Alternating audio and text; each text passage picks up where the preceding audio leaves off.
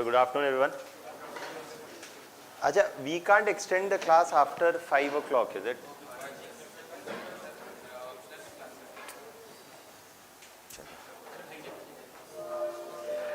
Okay. पहले कर सकते हैं थोड़ा. Okay.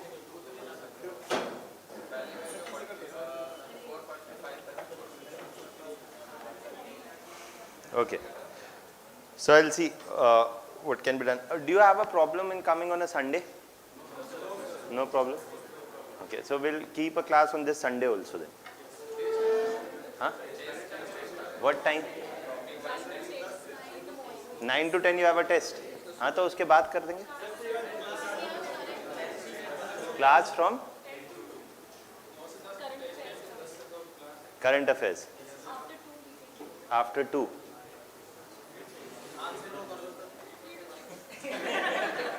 No. So we'll keep one class on Sunday so that somewhere after 2, or we'll see if it's possible that maybe current affairs ka class chota karke or whatever. We'll see.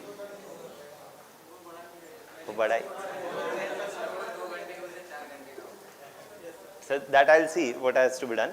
But we'll keep a class on Sunday in conjunction with your current affairs class, somewhere either before it or after it, whatever it is.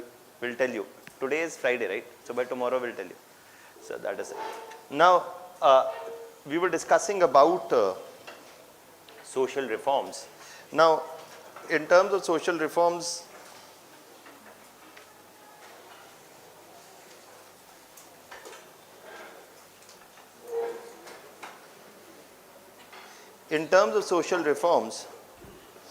we had talked broadly about the Brahmo Samaj, and we had also talked about the Sayyid Ahmad Khan, we had talked about Parsis, we had talked about Young Bengal movement, right? So all that we had talked about yesterday were predominantly some of those who were what we today call as the reformists, okay, who basically had some things in common, okay, and these are what we know as the reformist group.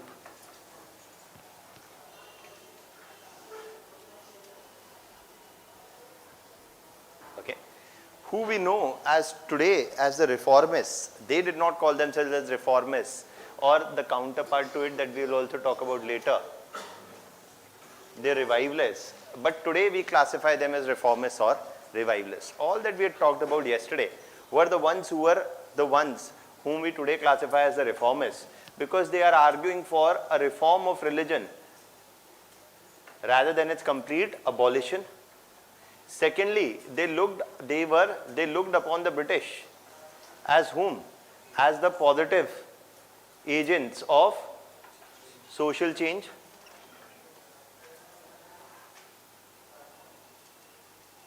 They looked upon the British as the positive agents of social change, and see that apart from these two things, they were the ones who were predominantly inspired by Western scientific,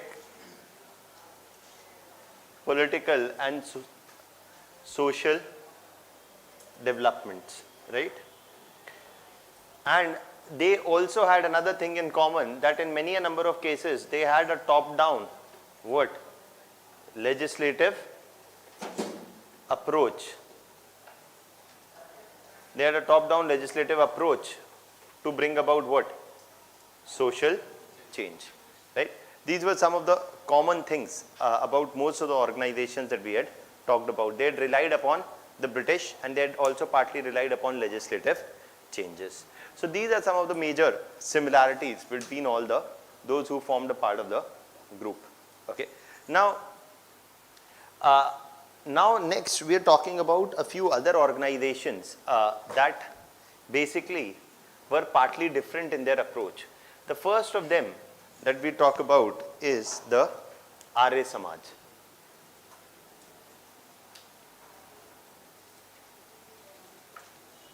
The Arya Samaj is different primarily because of a few reasons. Okay.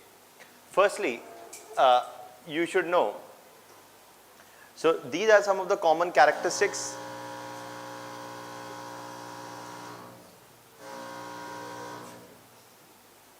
So these are some of the common characteristics of the reformists that we've already discussed. Now the Arya Samaj did not share many of these characteristics, though they did share some of them but not all of them. Okay? And rather the Arya Samaj was established by Dayanand Saraswati, and Dayanand Saraswati was the one and this is established during the 1870s. Okay? That Dayanand Saraswati was one of those. Arya Samaj was predominantly a North Indian organization, more popular in North India, also in Northwest regions like Punjab, Haryana, Delhi, etc. In this region, the Arya Samaj was relatively more popular. It was established by Dayanand Saraswati, and Dayanand Saraswati was the one who was trained in Indian school of thought, who was trained in the Indian philosophical schools of thought, as well as in Indian religious scriptures, primarily the Vedas. Okay, so contrary to many Western educated reformers, Arya Samaj was different, primarily because its main founder himself was primarily trained in Indian religious scriptures and Indian traditions. Okay, that was one key difference. Now,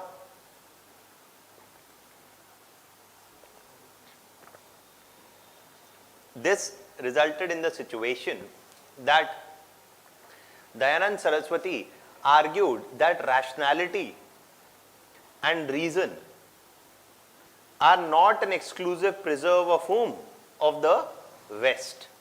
Are not an exclusive preserve, are not exclusive to the West. Rather, rationality and reason can be found in Indian schools of thought also, Indian philosophical schools also, and including some of the major texts of Hindu religious thought also, that is primarily what he called as the Vedas. He argued that Vedas themselves were a source of rationality and reason was not coming for the first time to Indian thinking or Indian school of thought from the West. Rather, it can be traced to Indian society itself, primarily to the Vedas. And he argued that Vedas themselves imbibe the ideas of rationality, and this is clear. Why? Because why did he argue that Vedas themselves imbibe rationality? Because he pointed out that a number of social reforms, the reasoning for it need not come from where? West or Western ideas of rationality, but the reasoning for the same social reforms can come from Indian schools of thought, primarily the Vedas. For example, he talks about that the Vedas themselves say that there is only one God, and that is why the Vedas basically believed in the idea that there is only one creator of the universe and then there is one God. So they are not supportive of polytheism. Vedas do not support polytheism. Neither the Vedas support the practice of idolatry. So even in terms of the practice of idolatry, the practice of worshipping idols, Vedas do not support the practices of worshipping idols as well. Because they do not say that God takes any form which is similar to humans, etc. Rather, they argue God is formless body. Okay. So it is in that context, what they are arguing against is polytheism, what they are arguing against is idolatry. But they are saying that this rationality is not coming from the West, because the Vedas themselves say about these things, emphasize against polytheism, idolatry. He also pointed out that the Vedas offer no justification for the practice of sati. So Vedas are also not supportive of any practice of sati. So they argued that for abolition of all these things, we don't need to look to the West. Rather, it is the Vedas which themselves imbibe rationalities, the ideas of rationalities, and they guide what? And they guide what? And they themselves can guide social reforms or a reform of Indian religions. We do not need to look at the West for rationality. So polytheism, idolatry, sati, all these things were opposed, they argue, because the Vedas offered no justification for it.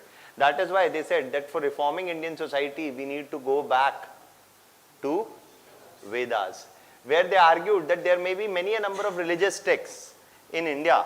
For the Hindu religion also, you have Ramayana, you have Mahabharata, you have Purans, you have Manu Smriti, you have Vedas, you have many a number of texts. But the only authoritative and the final source of text is the Vedas. For example, sati is a practice that is mentioned in the Puranas, etc. They said no other text enjoys supremacy over Vedas, and what is written in the Vedas is something that will prevail over a number of other religious texts. And just like many other religions have one primary source of text, for the Hindu society that is primarily what? Vedas. Okay. So they are emphasizing rationality also, but not the Western origins of nationality, but Indian origins of rationality. So if they are not supportive of the whole idea that rationality, if they are saying that rationality is not necessarily coming only from the West, what do you think that their attitude will be towards the British? They are not of the opinion that we require the British for any positive social change. Rather, they did not support any kind of a positive association with the British, as they argued that we do not need to look on the West or the British for any positive social change. Rather, the Arya Samaj later eventually was more anti-imperialist in nature rather than pro-imperialist, or rather than pro-British. It was primarily anti-British in its attitude much later. Okay, so that is also something which is there. Now they are also arguing for reform of religion, but their source of rationality is not West, it is Hindu religious traditions and Hindu scriptures like the Vedas. Now why is this important? We often say that revivalists argue about, what revivalists propagate is the idea of cultural nationalism. Now what do we mean by this? What is cultural nationalism? Anybody? Anybody studying political science? No? Evoking cultural symbols to unify people. Okay, that you evoke certain cultural symbols to unify people and raise a nationalist consciousness amongst them. That is what is cultural nationalism. Yes. For example, you look at Italy. Under Mussolini argued that Rome historically was the center of European civilization. Rome was the cradle of European civilization, and Rome was a part of Italy. In fact, Rome was the one from where civilization originated in modern day Europe. So what do you think? Is Rome great or not? Yes? It is the cradle of European civilization, the birthplace of European civilization. It is a place with a great history and great culture, etc., etc. And it is a part of Italy. So if Rome is great, then people who live in Rome are also great. And they are whom? Italians. So Italy is great or not? Yes. So Italy is a great superior civilization, and it needs to what? Revive itself. It needs to regenerate itself and achieve greatness. How will it achieve greatness? By capturing more colonies. And that is the idea that Mussolini supported for Italy, that Italy must revive itself. It was always the epicenter of Europe, and it must regain its position of primacy within Europe. For example, Hitler talked about what? That Germans were the descendants of the Aryans. Okay, the Germans were the descendants of the Aryans, and so these Germans who were the descendants of the Aryans are the ones who are the superior race. Okay, that Aryans are a superior race, and Germans who were descendants of Aryans, so they are also a superior race. And because they are a superior race, superior is always a term which is relative, meaning people around them who are not German in origin or who do not come from the same racial stock, they are what? Inferior. What will superior people do to inferior people? Kill them all, invade and capture more territories. Okay. What about Asia? Japan. Japan was one of the first Asian countries to undergo industrial revolution, to undergo industrialization. Japan was one of the few Asian countries which never underwent a colonization. It never became somebody's colony also. So in that context, Japan was also the one which was one of the first Asian countries to move towards what? Industrialization. And also Japan argued that why were we never colonized? Because of the shogunate or the shoguns. And what? Why was Japan never colonized? There are other reasons for it, like their policy of isolation, etc. But wo sari baatein alag hai. But Japan, they also said that we are what? A superior civilization. And if Japan was a superior civilization in the past, now it is going industrial revolution, etc. Japan must do what? Expand and must reassert its supremacy over Asia. So the Japanese nationalism also talked about reviving a glorious past. A glorious past which talked about a glorious cultural past often. You talk about Italy, it talks also about a glorious cultural past. You talk about Germany, it talks about a racial superiority, not a cultural superiority, but racial superiority. There is always this idea of making something great again. That is reviving a glorious past. A past, and that is the same thing which applies to the revivalists in India, where the revivalists are saying that, and Hindu revivalists are there and Muslim revivalists are also there. Revivalists in general are saying that India used to have a what? Glorious past. In the past we were a superior civilization, and now we need to make India great again. Jaise abhi Trump hai. He needs to make America great again.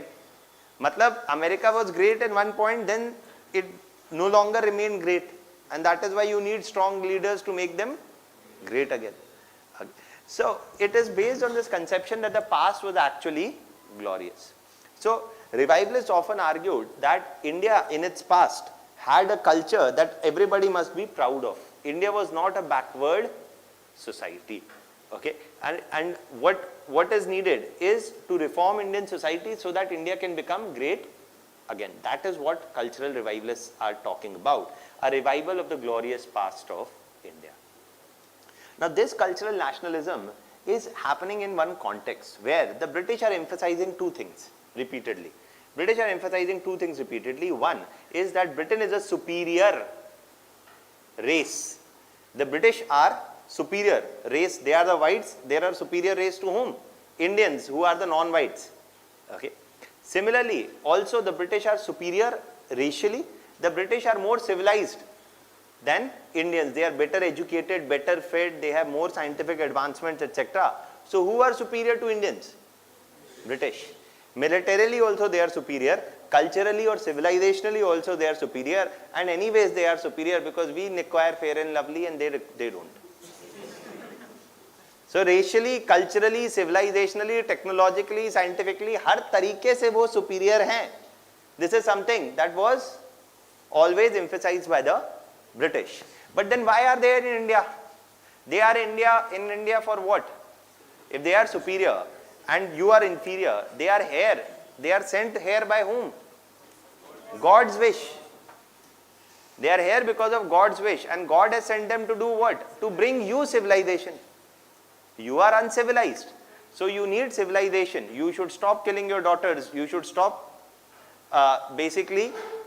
practicing caste discrimination, etc., etc. So who is here to civilize you? The British. The British are not coming India to economically exploit Indians. Rather, the British are anyway superior. They don't need the Indians. Rather, Indians need British. So that because without British, Indians will never be civilized. British are on a civilizing mission. They have taken the burden on themselves to civilize you unbarbaric people. That is what was the idea propagated by the British. And in that point of view, reformists looked upon the British as positive agents of social change. So this gave more partly fuel to the fire. This partly gave more fuel to the British assertion that they are superior. Okay? But the revivalists are saying what? Ye nahi hai. India was a glorious civilization in the past. We were a glorious civilization in the past, and we do not need whom? The British. Rather, we can reform ourselves on our own. We have our Vedas. We can reform ourselves on our own. We do not need British assistance. Rather, the British are the source of backwardness, and the British must be thrown away. And Indians must unite together. Why? Because they had a glorious past. That is what you see is the beginning of cultural nationalism in India during the 1870s, 80s and 90s. That is what we mean by cultural nationalism. You are evoking a memory of a glorious past and then uniting people along that idea and arguing that we must unite together to overthrow whom? British. That is what is cultural revivalism. But cultural revivalism had two sets of problems. बस ये समझ लीजिए, then we'll write. Two sets of problems are there for cultural revivalists. One is, ये तो बिल्कुल ही आसान है समझना, the conception of a glorious past. Okay, this idea that India had a glorious past was not always very scientifically verified, or was not always, which was always supported by facts. Okay, in the sense that if you had, देखिए ये अभी भी होता है, प्रधानमंत्री कहते हैं कि फ्लाइंग प्लेन्स हैं, ये है, वो है, सब कुछ था, plastic surgery also you had, flying planes also you had all the latest technologies in the world thousands of years ago. What happened? We forgot.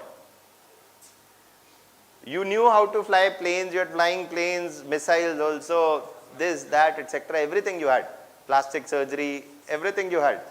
What happened to that technology? You forgot the technology. What happened? There is no, often many claims about, देखिए आज तक किसी country के leader ने ये नहीं कहा कि our past was not glorious. आपके घर वालों ने कहा कभी कि हम तो निकम्मे थे, तुम ही कुछ कर लो, हमने तो ये किया था, तुम भी कुछ कर लो. Right? So the past is always glorious. For everybody, past is always glorious. Okay? But whether there was enough evidence or material evidence to prove that the past was as glorious as it was being claimed. Yes, in ancient India, there were elements of scientific advancements in basic mathematics and science, such as the invention of the zero or the decimal system and many such things. But does that mean that India had too glorious a past, or what exactly do we mean by a glorious past? It's something that was never clarified. So a number of claims made by revivalists did not have too strong material evidence or scientific basis also at times. That was one problem. The other thing was that which part of the past was glorious? The Hindu revivalists argued that ancient India was a glorious period. Okay, because ancient India was a glorious period because yes, you had people like Sushruta who showed advances in basic medical sciences also, or you had Aryabhat, etc., decimal system, zero, whatever, right? So you had certain scientific advances in ancient India, and many a number of revivalists argued कि ये Harappan civilization भी हमारी ही है. Okay, but that is not a claim which is very strongly verified or anything. But nonetheless, there were these claims that ancient India was a glorious past. This was often a claim made by the Hindu revivalists. But just like there were Hindu revivalists, there were Muslim revivalists also. And Muslim revivalists argued that India was a glorious civilization when, during the medieval period, and also in the medieval period, primarily during the period of Mughal rule. That in the Mughal rule, India almost had 1/3 of the total share of world's trade. That is true.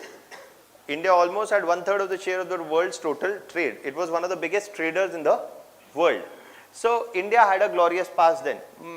Muslim revivalists would argue, look around yourself in Delhi.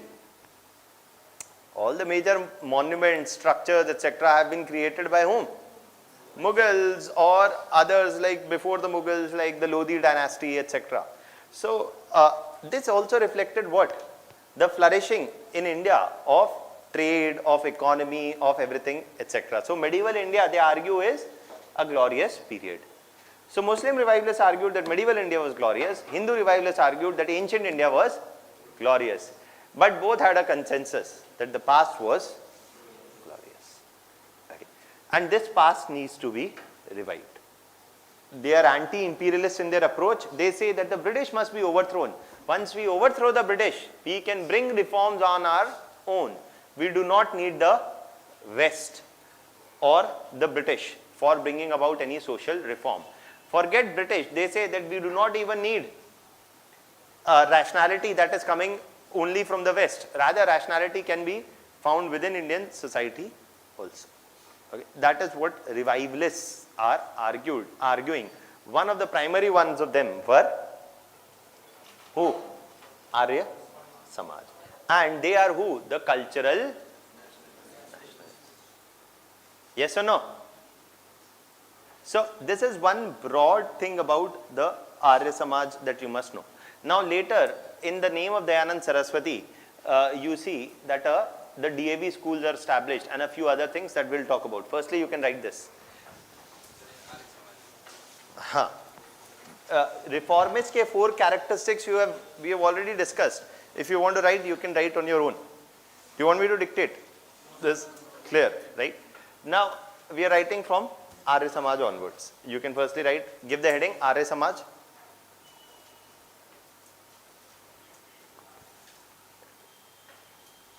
Arya Samaj was essentially a North Indian organization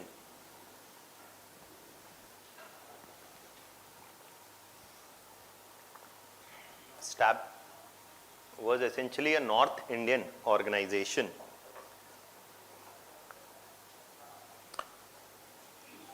started by Dayanand Saraswati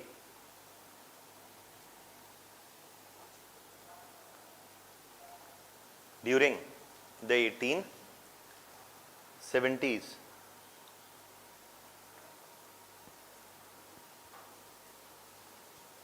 He emphasized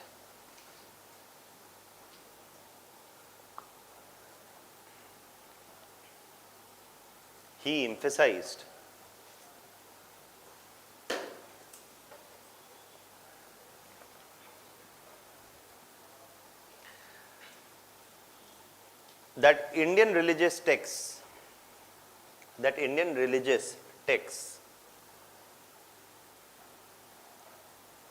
primarily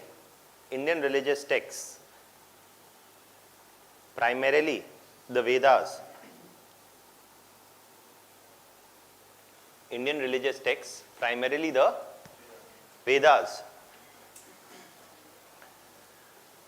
were a source of rationality,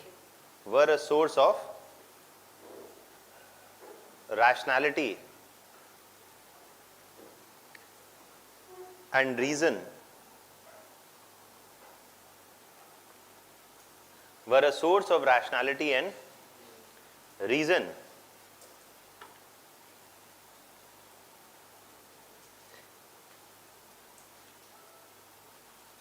in whose light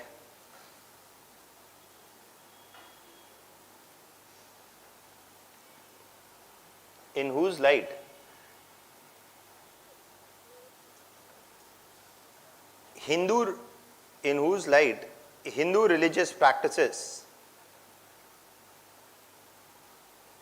could be subjected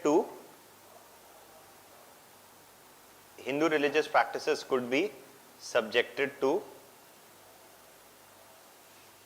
reform.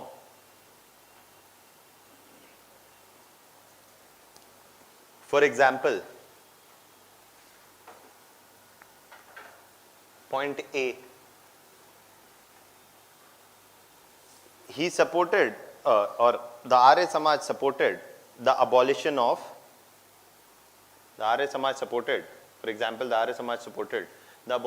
polytheism, idolatry, sati, female infanticide,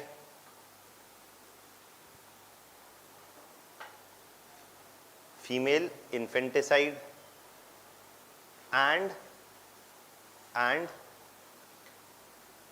the abolition of untouchability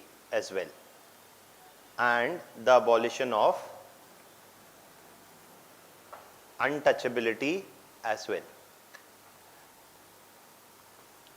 Please Note this point, that it is not demanding the abolition of caste system. It is demanding the abolition of untouchability, because they say that in the Vedas there is no mention of untouchability as a separate group.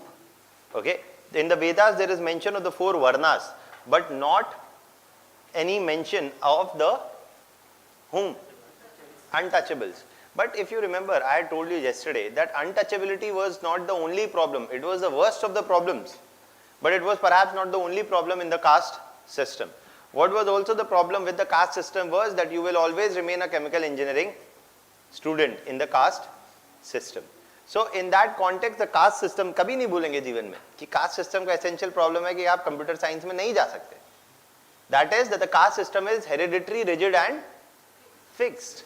Okay, and so basically for this the response of the Arya Samaj was that no, according to the Vedas the caste system can exist, but it must not be hereditary, rigid or fixed.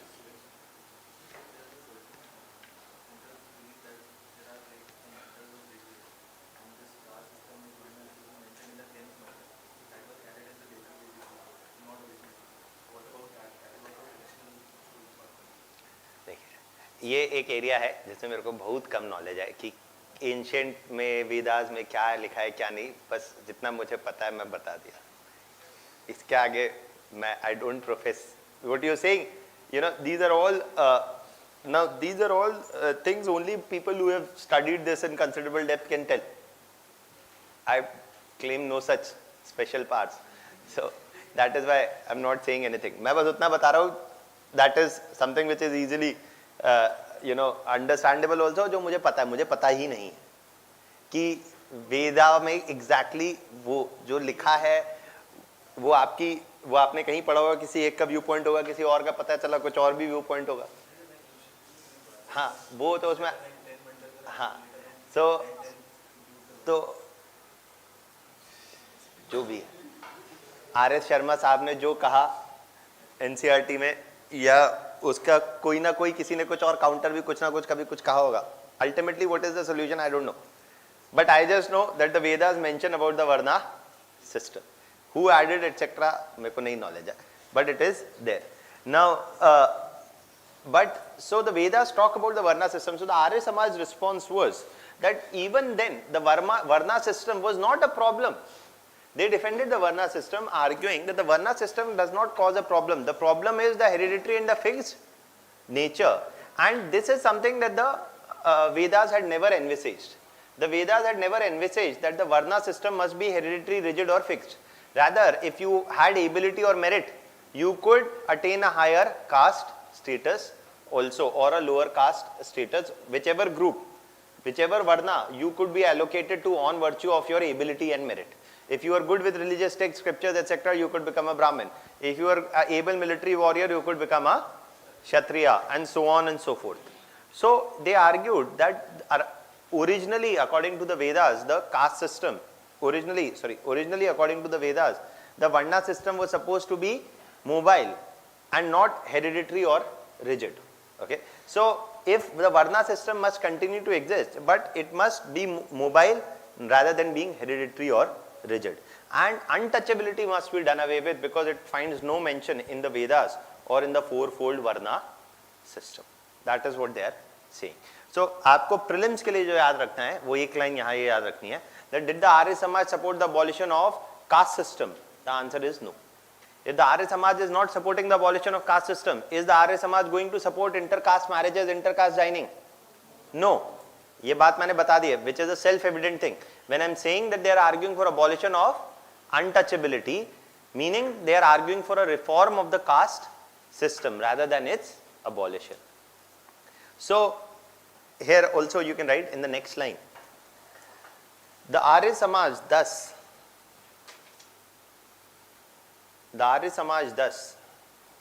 argued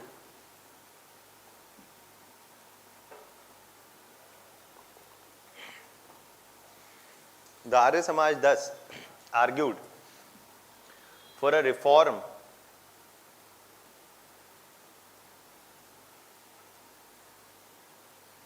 of caste system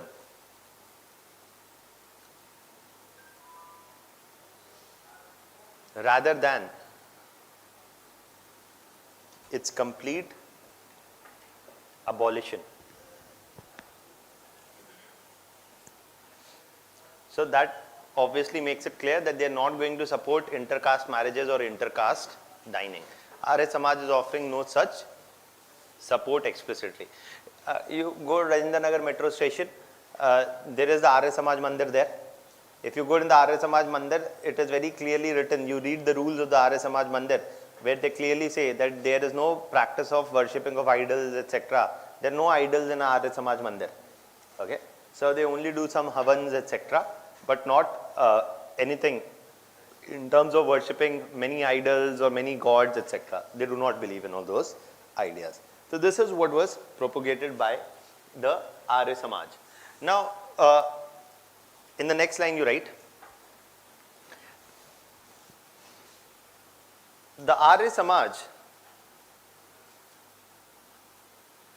eventually established the Arya Samaj eventually established the DAV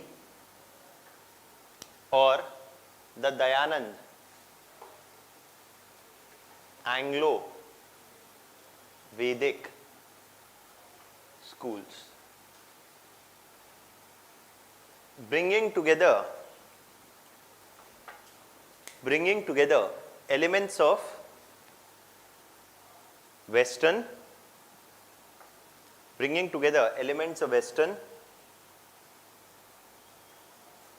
education, bringing together elements of Western education by imbibing them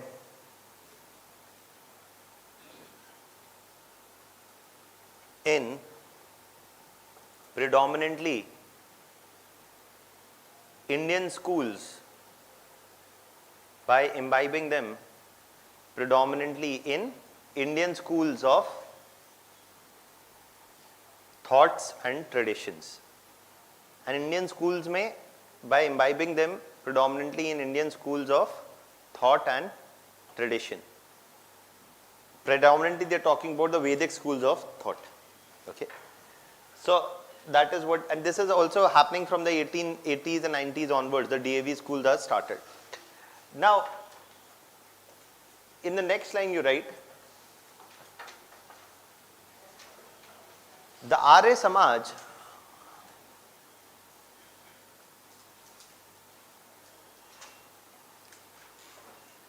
was one of the early revivalist organizations which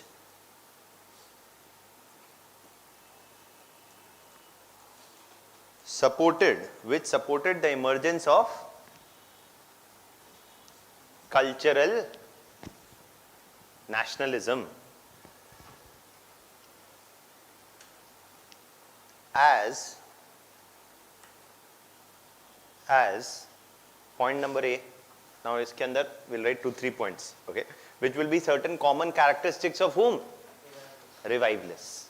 As point number A, they envisioned as they envisioned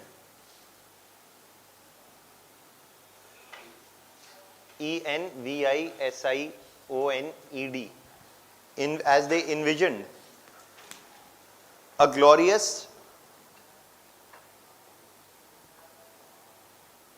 Indian past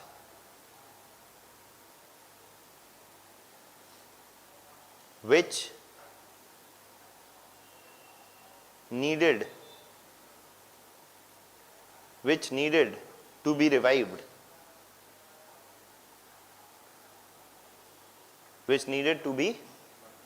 revived, They envisioned a glorious cultural past which needed to be revived.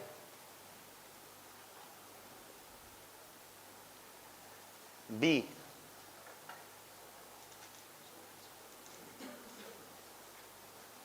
they argued that rationality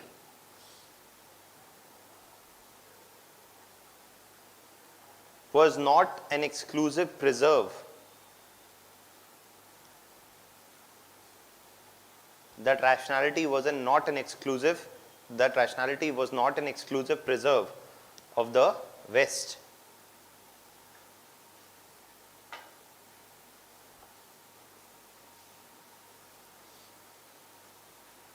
And Indian religious texts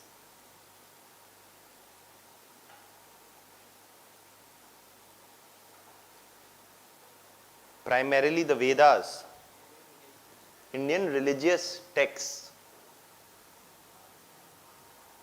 primarily the Indian religious texts, comma, primarily the Vedas, offered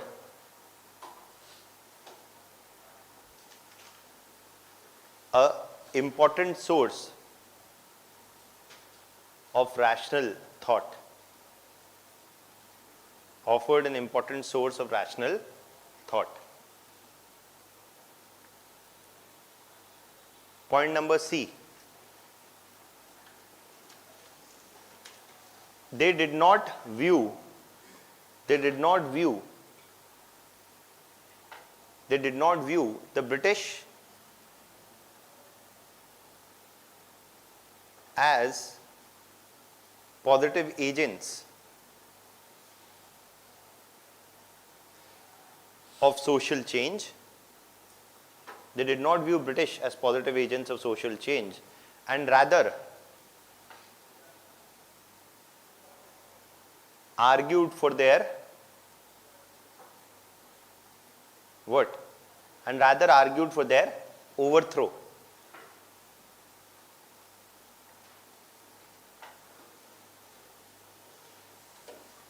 They supported, in the same point you write, they supported the growth of anti-imperialism. They supported the growth of anti-imperialism and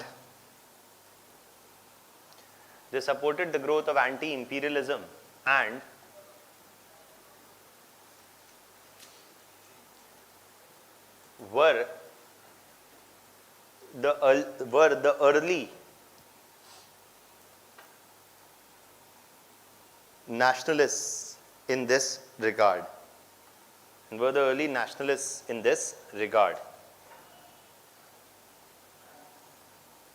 Now, I'll give you more examples also of this. Now, apart from this, the Arya Samaj, we've discussed all of this. So, apart from this, in the Arya Samaj, later during the 1890s, rather than, right now they're picking up all the issues related to women, caste groups, religion, etc. You see they are reaching more or less the same conclusions that who has reached? The Brahmo Samaj, but from a different source of rationality. And that difference is crucial. एक हम एक joke मारा करते थे that if you have seen the documentary After the Floods or Before the Floods, which is that? I am not remembering its name. Before or after, I don't know. But the floods. It is narrated by DiCaprio. It is a documentary. Okay, and it's a very good documentary about climate change, etc. So the joke used to be that in this movie, DiCaprio is arguing that US must give up beef. US must give up beef, and even if half of the US population gives up beef and moves from beef to chicken, it will reduce CO2 emissions very significantly. Why? Because the higher in the food chain is the organism, the more, it's basically that 10% rule. आपने पढ़ा है energy pyramid में. So the more higher up in the energy pyramid you eat somebody, that is a more inefficient source of energy. आप पेड़ खाएंगे तो उसका CO2, आपका CO2 emission कम है.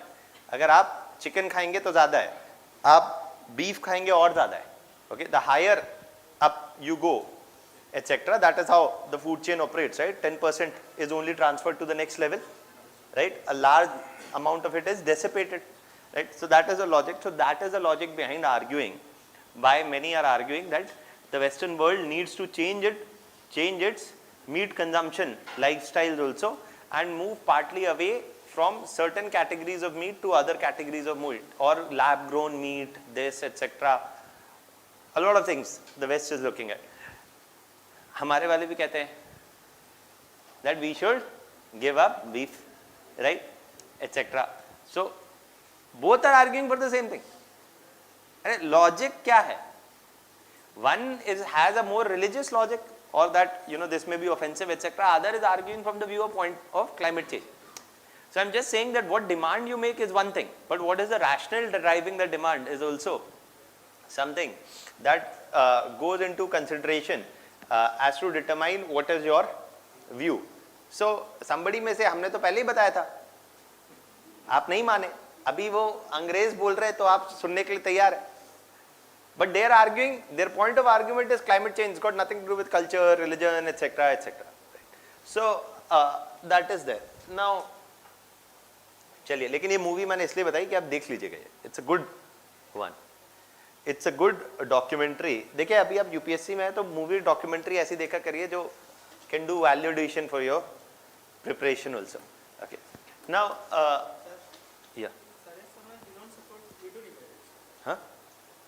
Yeah, the Arya Samaj in terms of are broadly supportive of almost all the things that has been supported by Brahmo Samaj also, but except on the fact that some of the issues related to in the light of some of the things related to inheritance rights of women, on these issues they were also silent. Okay, they did not openly advocate support for women inheritance rights in property, etc. That is there, but largely they are making the same demands. Widow remarriage. In terms of widow remarriage, I'm not exactly aware whether they are supportive of widow remarriage or not. I'll probably look into it, but to the large extent that they are also arguing for reform, they probably, or I'm not very sure, I'll have to probably look into. I'll let you know. I'll look into abolition of sati. Yes, sir. Can contest from this criteria, then we are supporting the. Yes, from the viewpoint largely that if there is no explicit mention that the Arya Samaj, in all the places that I've read, there is no explicit mention that the Arya Samaj opposed widow remarriage or was not supportive, and the fact that remains is that they did support the abolition of sati. So, but then कोई ज़रूरी भी नहीं है कि everybody who supports the abolition of sati supports widow remarriage. अभी क्योंकि फिर ऐसे महिलाओं की फिर से शादी कैसे हो सकती है? I'm not really aware whether the Arya Samaj openly supported widow remarriage or not, but yes, they openly supported the abolition of sati. Right? That is there. अभी मेरे को नहीं पता है तो मैं उस पे आप yes, logic would say कि but जीवन में ऐसी कई चीजें होती हैं that logic only goes as much, not necessarily. I'll probably look into it and I'll let you know in the next class. Tomorrow I'll let you know, explicitly check if it is written somewhere, anything on widow remarriage. Okay. Now, this is something that is there. However, during the 1890s, after the death of Dayanand Saraswati, during 1890s, the Arya Samaj picked up a other set of issues also. Apart from these issues, during the 1890s, the Arya Samaj picked up a few other issues also, and they formed what was called as the Gau Sangrakshini Sabhas, or the cow protection societies. Okay, where they basically argued that cow is a holy animal for the, but if you go for example and read, and this is pretty sure I am, though I have not read, that many a number of Vedas etc. have Rig Ved etc. and a number of other Indian religious texts have time and again argued that the upper caste also did consume beef at certain points of time in history, and it was considered a royal practice. Okay, that only the upper caste could have beef. अभी क्या है ये नहीं पता मेरे को, क्यों था क्या था नहीं मेरे को पता, but they argued that cow is one of the religious animals and one of those which is considered sacred by Hindus, and to that extent this is something that that other groups must also refrain from, and the other groups are also partly whom? Muslims. Okay, that Muslims must also refrain. Upper castes anyways do not support beef eating, etc. There's another book जो मैंने कभी खरीदी लेकिन पढ़ी नहीं, but the excerpt of the book clearly mentions the myth of the holy cow by D.N. Jha, of the holy cow. कहते ये आपको भी पढ़ने की कोई जरूरत नहीं है, but I'm just saying that within Hindu society also there have been different interpretations of whether cow is a holy animal or not, or when did it exactly. People have tried to trace its origin, but nonetheless during the 1890s the Arya Samaj argued that this was a holy animal, and Hindus and even other groups must refrain from killing cow, and for their protection they formed the cow protection societies.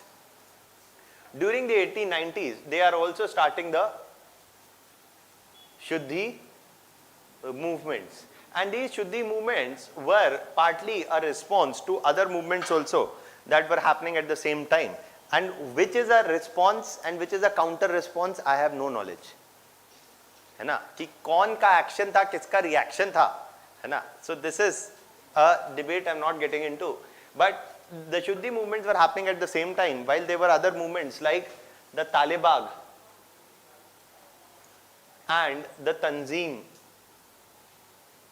movements. The Talibag and the Tanzim movements. And the Talibag and the Tanzim movement and Shuddhi movements are saying what? Religious reconversion. Those have moved away to other religions. They must come back to their respective religions. So Hindus, those who have converted to other religions, must come back to Hinduism. Hindu, and anyways, according to this view of the Arya Samaj, there is no religious conversions that they are doing. Rather, they are doing reconversions. They are saying that all of those who were here were Hindus. It is only those who have migrated to other religions must come back. So they are not doing conversion, they are only doing ghar wapsi. So that is what is there. So religious reconversions, that is what the Shuddhi movements was there. That to those Hindus who had moved to other religions, they must come back to Hinduism. Similarly, the Talibag and Tanzim movement said that those Muslims who were there, who had drifted to other religions, must come back to what? Islam. Okay. So these were religious reconversion movements, and the Arya Samaj was also involved through the Shuddhi movements in these religious reconversion movements. They had also formed the cow protection organizations. Now, these were also what? Distinctively religious activities. And this shows what? That during the 1890s, what do you think? During the 1890s, there would be religious tension or not? Yes. It is not that only the British are responsible. This is also one of the mentalities of many today, where you blame everything on the British. Did the British introduce the practice of sati? Or it is not that before the British, Indians always lived in too much religious harmony. Okay. So there were religious differences between different religious communities in India also. Yes, the British fueled them further and used them to divide Indians along religious lines also. But that does not mean that before British, there were no major or there were no differences between different religious communities in India. And these kinds of tensions are visible during 1890s also. And this is visible where? In the Talibag Tanzim movements, the Shuddhi movements, the cow protection movements, etc. And why are these tensions there? Dekhiye, when you say that ancient India was glorious, why would some other community have a problem which does not see ancient India as glorious but sees medieval India as glorious? Because what do you want to revive? Glorious part of your past or not? That is what you want to revive. Dekhiye, aisa samjhata hu. Abhi what I am telling you is important. Okay? And what I am telling you now, I am not going to dictate. But I am telling you primarily because, again, it will help you develop a broader outlook about nationalism also. Okay? That when you say, ये आपने political science में कहीं ना कहीं सुना होगा multiculturalism, है ना? कि तो दो शब्द उस पे, है ना? So basically what you see, the problem with cultural nationalism, when we say nationalism, we can say that there can be two types of nationalism. Secular nationalism. This nationalism basically is saying that we all are together. Why? क्योंकि हम सबको कौन लूट रहा है? British. British are imposing high burden of taxes. British are destroying Indian industries. British are responsible for the economic crisis of Indians. So we must unite together and we will overthrow the British. A nationalism which is arguing that we all are a part of one community, which is relying on evoking a sense of nationalism amongst all of us, squarely based on what? Political and economic issues or economic demands. That is what is secular nationalism. But what is cultural nationalism? I can say कि जिस तरीके से राम ने रावण का वध किया था, just like Ram fought against injustice and threw away Ravan and ended his evil rule, we must throw away the evil rule of the British. What am I doing? I am evoking a certain cultural symbol of a particular religious community, and I am arguing that just like he fought against injustice, we should also fight against injustice. Okay? So what I am doing? Using cultural and religious symbols.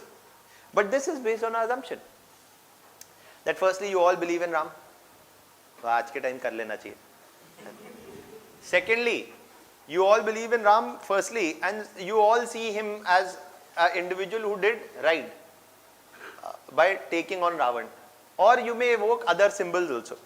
Now the problem with this kind of an assertion is that in a multi-religious society, in a multicultural society, for example, you may have different religions and different cultures. Which symbol do you want to invoke? Suppose, for example, if say ancient India we say is a glorious past. हाँ, आपने भी बोला ancient India is glorious, मैंने भी बोला ancient India is glorious. You know why ancient India was glorious? Because we had such ancient languages like Sanskrit, etc., which were very scientific languages, and these could muster in large amount of information in few words. Okay, so I say, okay, that is why ancient India is glorious. No, ancient India is glorious because Tamil is a great language, has existed for thousands of years, and was a language shared across many regions and territories. And that is why, yes, ancient India is glorious because Tamil is a great language. तो आप बोलेंगे sir problem क्या है तो ancient India glorious.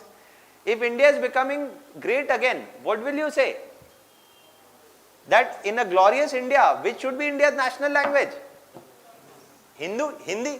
And I will say, which should be India's national language? Tamil. So, in a multicultural, in a multi-religious, in a multi-linguistic society, somebody from northeast may not find the idea of Ram taking actions against Ravan something very appealing or something that they would identify with. In a multicultural, a multi-religious and a multi-linguistic society, evoking nationalism by using cultural and religious symbols of any one community may not be a very great idea. Okay? So there is nothing wrong in cultural nationalism. The problem is that often in multicultural societies, such nationalism may be unsuitable or may sideline the culture, the religious or the linguistic identity of many groups. Okay, that is what is the problem. The problem is not cultural nationalism. The problem is when you are invoking a past, the conception of a glorious past. A tribal individual may say कि भाई, I think that just like Munda fought against the outsiders, we should also fight against the outsiders today. So he may evoke a part of his culture which others may not find much resonance with. So in a multicultural, religious and a linguistic society, invoking the religious and cultural identity of any one community may not find appeal amongst other communities. So that is why either cultural nationalism, when it is being invoked, it should take into account the multiple cultures, languages, etc. So you can say, we are the son of Ram, we are the son of Birsa Munda also, we are the son of this, that, etc. हर तरफ से एक एक को पकड़ लीजिए और बोलिए that just like all of them fought against injustice, we will also fight against injustice. Either you can do that, or you stay away from evoking religious and cultural symbols and ideas. Largely, you can base your nationalism on this issue. You can focus on Ambani, you can focus on Adani, you can focus on Rafael, not on Mandir kahan banega. So that is more of secular nationalism, staying away from religious issues. I am not saying that one is better than the other. ये फालतू की debate में घुसना ही नहीं है, that which is better. But in a multicultural society like India, you should be aware of the fact that evoking cultural and religious symbols must also take into cognizance or recognition the fact that certain symbols may not find appeal in some areas, etc. That is what is there.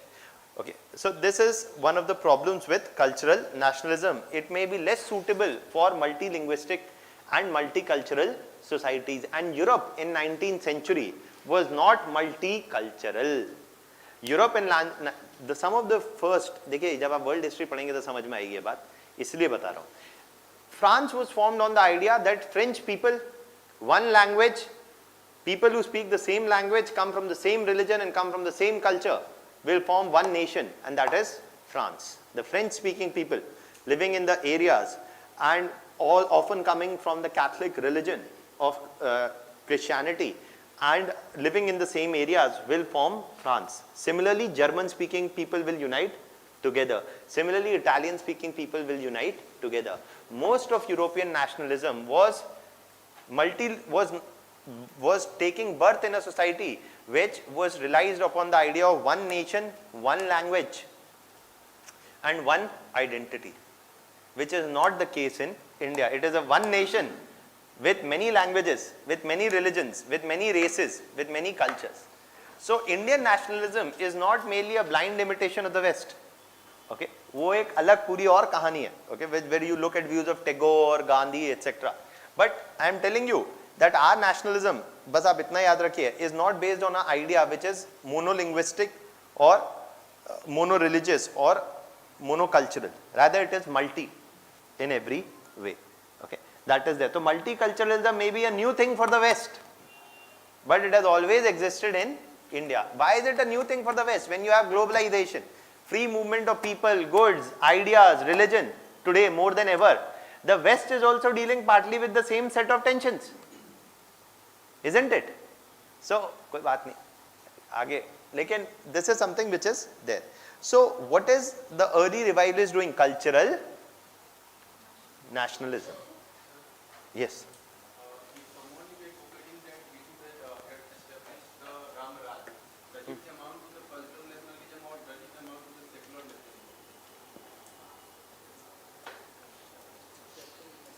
देखिए अभी for example Gandhi used to talk about Ram Raj. Okay, so Gandhi is evoking religious symbols also. Okay, but and here itself let me just talk about one or more two things. It will partly answer your question also. For example, Tilak. Okay, Tilak during the 1890s, Tilak is using a number of Ganpati and Shivaji festivals. Tilak was using a number of Ganpati and Shivaji festivals. These were the festivals where people used to aggregate in large numbers as they were cultural or religious festivals. And he used these festivals to argue that we should overthrow whom? The British. So he argued, for example, that just like Shivaji overthrew the outsider, who was the outsider according to Shivaji was Aurangzeb. Okay, so just like Shivaji fought against Aurangzeb and established the Maratha rule, we should also overthrow the outsider. He is giving most of these speeches in and around Pune. Okay, so just like Shivaji fought against the outsider, we should also fight against the outsider. And the outsider that he is talking about is whom? The British. So he is also evoking partly cultural and using certain religious festivals also to make a bid for what? Anti-imperialism and nationalism. We say that some of the actions of Tilak, where he used religious platforms or cultural platforms to make political demands, is also what is partly in a way revivalist or cultural nationalism. That is what we are saying. Now, that is what I am saying, that evoking cultural ideas or symbols essentially is not a bad idea. So, even if you say Ram Rajya, okay, so yes, that is evoking a religious symbol of a particular community. Now, what does that Ram Rajya mean that you can divide according to many other things like Gandhi talked about? So, yes, there is no problem with this idea. Absolutely none. But it is definitely evoking a cultural symbol of one community. And one has to be aware that there may be times that other communities may not subscribe to the same terms or the same symbols which are being invoked by one community. अभी मैं बोलूँ कि Christian Raj, मैं बोलूँ, suppose I am a Christian missionary, I am saying just Jesus का राज होना चाहिए. Just like Jesus cared for everybody, the poor and the needy, we should also have a raj of an individual who cares for the poor and the needy. I'll tell you a really practical example जो हुआ है. Last year, when demonetization happened, then there is BJP has one amazing spokesperson, Sambit Patra, right? Very right. So Sambit Patra was Sambit Patra was in some some TV debate, etc. And he was asked whether demonetization was a good move or not. So he gave a very good example, and that example has stuck with me for one reason, I don't know, for the amazingness of the example. So Sambit Patra says a very important point, and Patra says that demonetization is like what? Is like Abhimanyu bheding the Chakravyuh during Mahabharata. So Abhimanyu fully well knew that he is what? He is entering into the Chakravyuh primarily to basically take on whom? The Kauravas, right? To find a way into it, and knowing fully well that there is no escape. But he is sacrificing his life for what? The greater good, and to fight against what? Injustice. Similarly, who is Abhimanyu? Modi ji. And what has he done? Demonetization. To do what? To crack down on black money and corruption, even knowing that people will oppose him, even knowing that people will criticize him, but he is ready to bear the pain for the cause of justice. So that is evoking cultural and religious symbols. Ki kahan se aaya? It requires some degree of imagination. Okay, so that is what is there. Now, whether that is good or bad, wo ek alag kahani. But that is there. So this is what they're talking about is cultural nationalism. India, when you see the birth of the Congress that we will soon see, in 1885, it is mostly focusing on political and economic issues, secular nationalism. Whereas the nationalism invoked by a number of other cultural organizations also, they were of a more like the Arya Samaj or the Talibag and Tanzim movements. They were also other cultural nationalist organizations also. For example, amongst the Muslims also, there were organizations like the Wahhabi, like the Faryazis. The Wahhabis and the Faryazis, they argued that the British rule is a problem. It must be overthrown. Why? Because they interfere with the religious beliefs and practices of Muslims. They are the source of backwardness of Indians, and they must be overthrown. And Muslim revivalist organizations also argued for the overthrow of British, and they were the Wahhabis, they were the Faryazis. They are also arguing, फिर वही बात है. What are you, both are talking about the overthrow of British, but the justification offered is different. Okay, and it has even bigger differences that we'll come to later. Okay, that will come to later, but ये एक broad thing, that is what is there about cultural revivalists. Okay. So is cultural revivalism a good thing or a bad thing?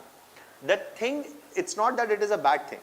Okay. It is not categorically, it's not that the revivalists only had nothing to offer to Indian nationalism. Revivalists had something to offer to Indian nationalism. While the upper middle class was blindly supportive of the idea that there was nothing of significance in, or the upper middle class was blindly supportive of the idea that only the West could bring what? Civilization, or only with Western support we could bring reforms. The revivalists argued that India had much to be proud of in its own past. Okay. So yes, cultural nationalists imbibed a certain degree of self-confidence amongst the Indian masses, and that is a good thing. But at the same point of time, they had a problem. The problem was that it exposed the religious contradictions within the Indian society, and often such cultural nationalism had a religious tinge. Okay. Often such cultural nationalism had a religious tinge, which exposed the religious contradictions within the Indian society. Now, I am not saying that this is responsible for partition. है ना, अभी partition में मत जाइए, अभी बहुत दूर जाना है हमें पार्टीशन के लिए, है ना. Also depend on the intention of the propagandists who wants to convey their message. Yeah, in the modern times, the BJP culture nationalist view is different from what Mahatma Gandhi is said. नहीं, I am not saying that Gandhi is a cultural nationalist. अभी गांधी पे मत आइए, गांधी पे आएंगे. अभी गांधी का entry नहीं हुआ है, अभी गांधी पे रुक जाइए. उधर मैंने गांधी का नाम नहीं लिया, अभी यहीं तक. अभी गांधी के पहले की बात चल रही है. That is that. अभी रुक जाइए ना, गांधी पे आए तो फिर जब बात करेंगे तब बात करेंगे वाली बात. Okay. So you can please write down first. देखिए, there is a reason why I am spending so much time is that you can use these ideas in many other places also. Okay. So some of these ideas you will not find in your history textbook. Some you will find in social issues के books में, some you will find in political science में. तो लेकिन वो सारी चीजें आप कहीं ना कहीं use कर सकते हैं, provided you are, you know, aware of them.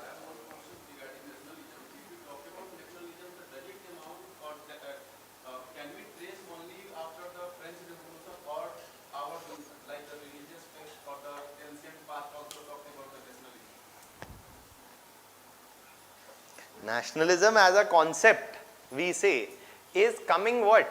That nationalism as a concept, that we all are a part of one, we are all a part of one group. Nationalism, देखिए अभी आपने बात चालू करी है, तो nationalism is not just based, what is asking is, can we say that nationalism is only European in origin or 200 years old, or can we trace it back to Indian society thousands of years ago in Vedas or whatever texts? One of the things about nationalism, nationalism does not merely say that we all are a part of one society. That is only one part of nationalism. Nationalism, Rabindranath Tagore also argued, is a disease. And nationalism is often based on a definition, not just that we are all a part of one community, but there is another, there is the other, who is not a part of this nation. Nationalism as an identity, देखिए, the whole world is one big family, Vasudhaiva Kutumbakam. So then we are all a nation. That is what the Vedas talk about, that we are all one big family. तो ठीक है, फिर क्या India, क्या पाकिस्तान, सब Europe अलग अलग कुछ नहीं है, सब एक ही नेशन है. That is not what nationalism that we are talking about. Just वही शब्द यूज करने से, that is not the context of nationalism. Nationalism today is often, as Tagore identified, was always defined and often defined in opposition to the other. Indian nationalism carries a certain amount of resonance only when there is some amount of American nationalism, some amount of Pakistani nationalism, European nationalism, British nationalism, French nationalism, etc. कहाँ आपको अपनी nation की identity याद आती है? जब आप America में हैं, तब आपको कैसे आइडेंटिफाई किया जाएगा? बिहारी नहीं, इंडियन. जब आप इंडिया में हैं, are you identified as a Indian? You are often likely to be identified by your gender, by your caste, by your language, by your region. So nationalism is one of the many identities, and this is a relatively new identity that we have come up with today, based on the idea that people who come from the same region, same territory, same language, etc., often are the part of one nation. And nationalism is always of a competing nature. One nationalism often exists in competition with the other. Okay. So that is why there is no such idea that that is why we say that Modern nationalism in the modern sense is only 2 centuries or so old, 250 years or so old. Do not take it back to the ancient history or anything of that sort. That is there. Okay. Anything else? You can first write down.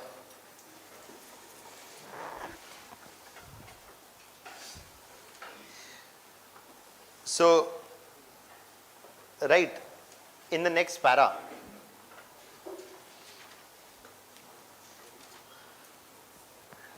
the Arya Samaj during the 1890s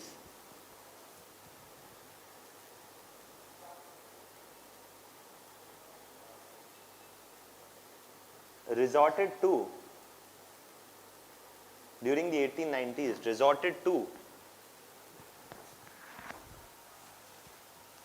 the Arya Samaj during the 1890s resorted to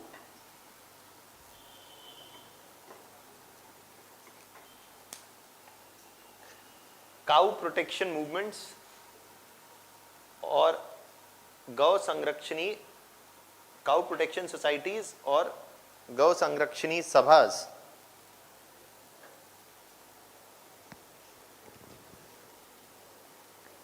and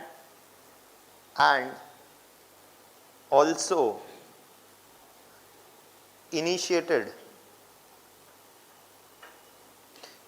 initiated what? The Talibag and Tanzim, and also initiated, the Shuddhi movements. And also initiated the Shuddhi movements aimed at religious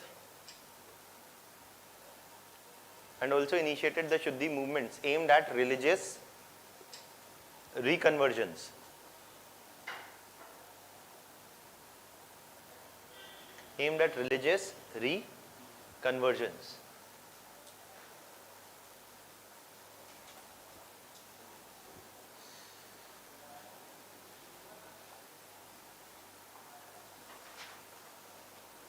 Next heading you give assessment of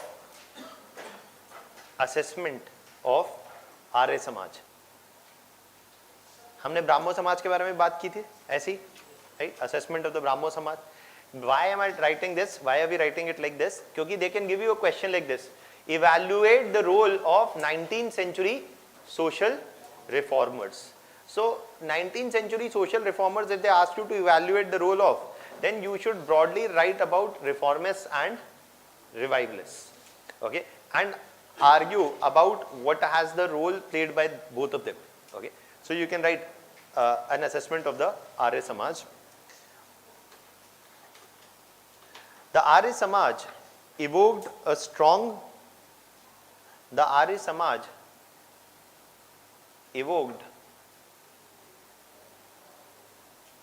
strong sense of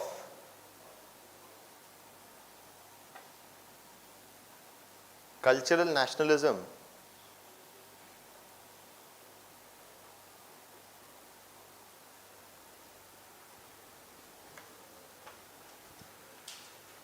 steeped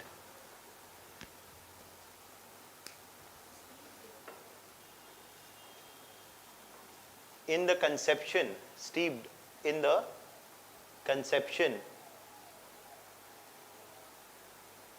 of a glorious past. Steeped in the conception of a glorious past.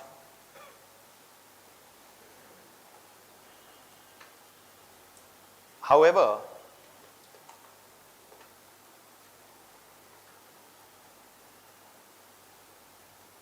their cultural nationalism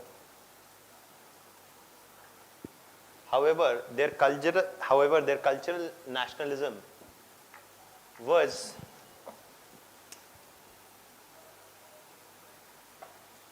beset, B-E-S-E-T, beset, meaning was affected by, okay. However, their cultural nationalism was beset with religious contradictions.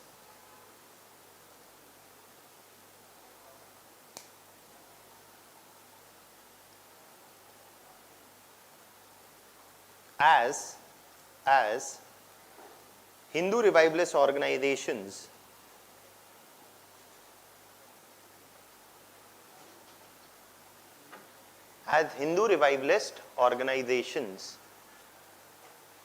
conceived of ancient India as glorious,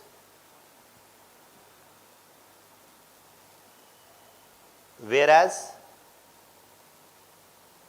Muslim revivalists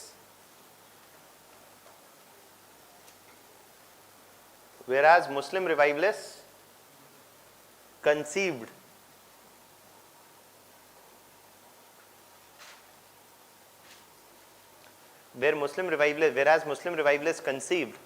of medieval India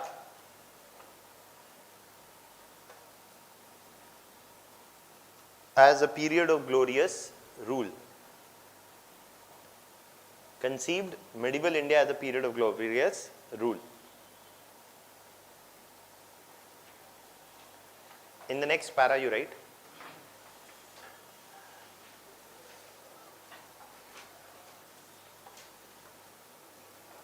moreover,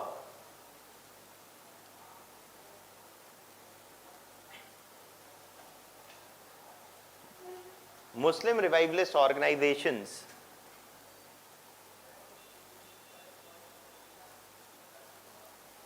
also initiated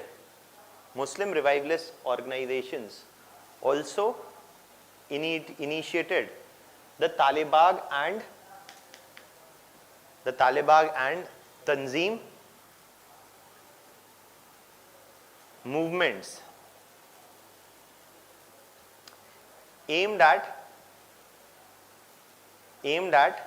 religious reconversions.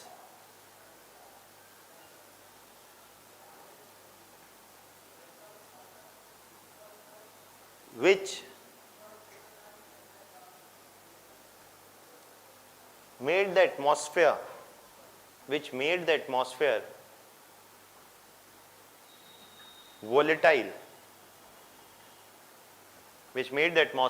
volatile during this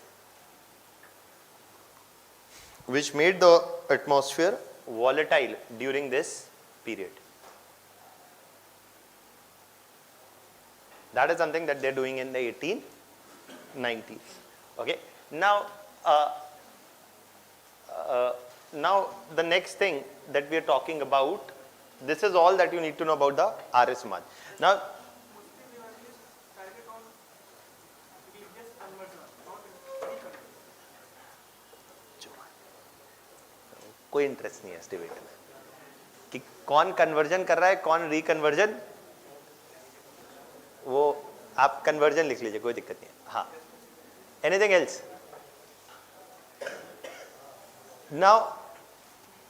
Now this is something that we've done about some of the major organizations till now.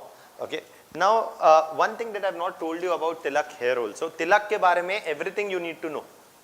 Okay. That Tilak के बारे में everything you need to know from your prelims point of view also. That Tilak initiated started using the Ganpati and Shivaji festivals. Tilak also opposed the introduction of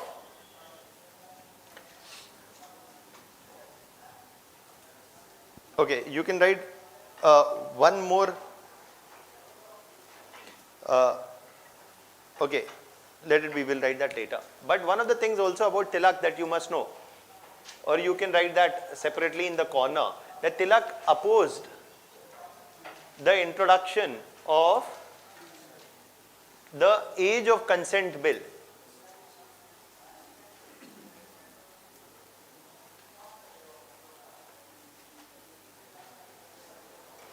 In 1891, Tilak opposed the introduction of the age of consent bill in 1891. Why? This basically age of consent bill basically aimed to increase the minimum age to 11 for women and to 14 for male child, okay, for marriage, etc. This is what they were talking about. But Tilak opposed the introduction of this bill. The British government was looking to increase the minimum age of marriage for the girl child and the boy child. But Tilak opposed the introduction of this bill. Why? Because Tilak said that we do not need the British for bringing about what? Any kind of social change. Tilak argued against the bill, saying that his opposition is not to the bill per se, but it is the opposition is primarily to the British. Because by introducing these kind of bills, the British often try to bring forward what idea? That they have taken they are in India on a civilizing mission. That the white man has taken what? The burden. The white man's burden. So he argued against the bill, saying that we do not need the British for any kind of positive social change. We can bring it on our own. And to that extent he opposed the age of consent bill, saying that once the British are overthrown, we can solve our problems on our own, including the issues of social reform. So Tilak is opposing the age of consent bill, but not because he is opposed to improving the position of women or children, etc. But primarily his opposition is to the British. Okay, that is what is being that is what Tilak is doing. He is also giving a number of public speeches in the Ganpati and Shivaji festivals, and we will keep coming back to Tilak time and again. But these are two things that you must know. ये prelims के लिए important है. Tilak is also one of those figures which is very important from your prelims examination point of view also. Now finally coming, ये हो गया reformists and revivalists. Now finally coming to what? To a few other organizations, and these are also very important. Now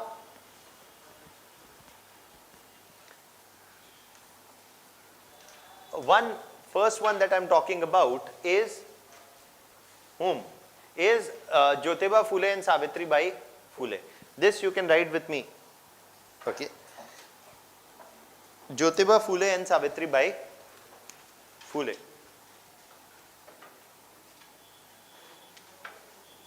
They established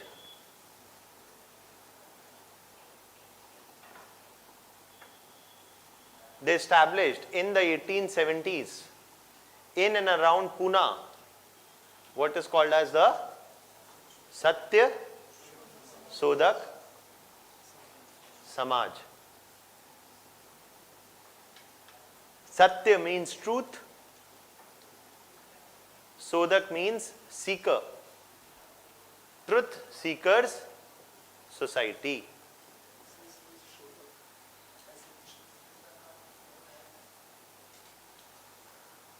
Satya Sodhak, Sodhak also, both the things actually right, but the Truth Seekers Society.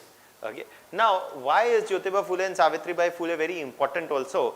Primarily because they are partly different also. Okay. Firstly, Jyotiba Phule and Savitri Bai Phule, they came from the Mali or the gardener caste, and thus they were whom? No, Shudras, right? So they were the Shudras, okay? And he came from the Mali or the Shudra caste, and that is why first thing is different about them. They are one of the social reformers who are both whom? Agents as well as subjects of social change. देखिए ये मैंने आपको कल जाते जाते बात बताई थी पर लिखी नहीं थी कि in those who are arguing for social change and they are arguing for social change to improve the position of certain groups, leadership is coming from agents, and whose change or improving, talking about whose welfare they are talking about is the subjects.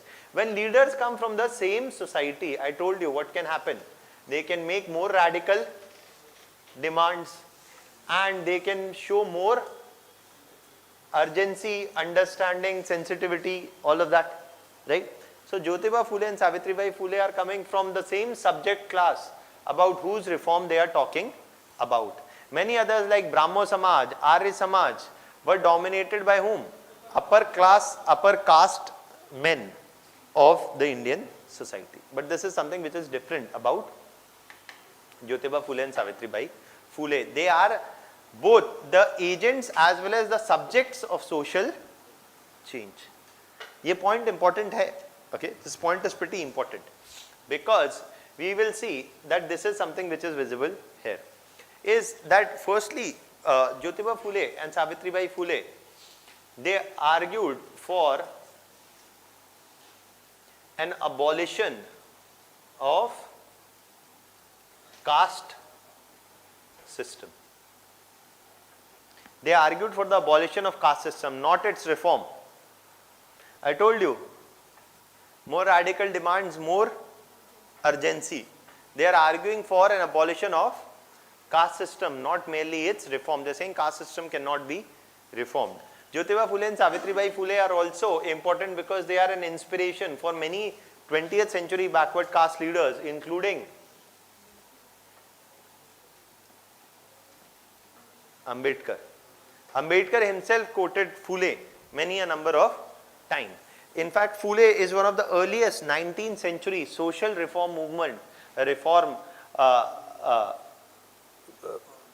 social reformer who came from the lower caste. So that is first thing. He is arguing for the abolition of caste system. So he is going to be a supporter or not?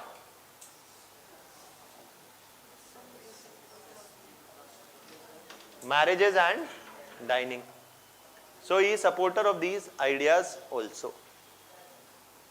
Then he also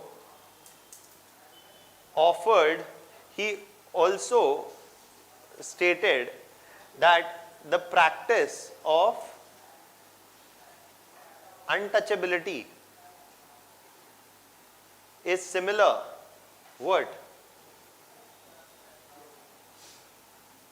to the practice of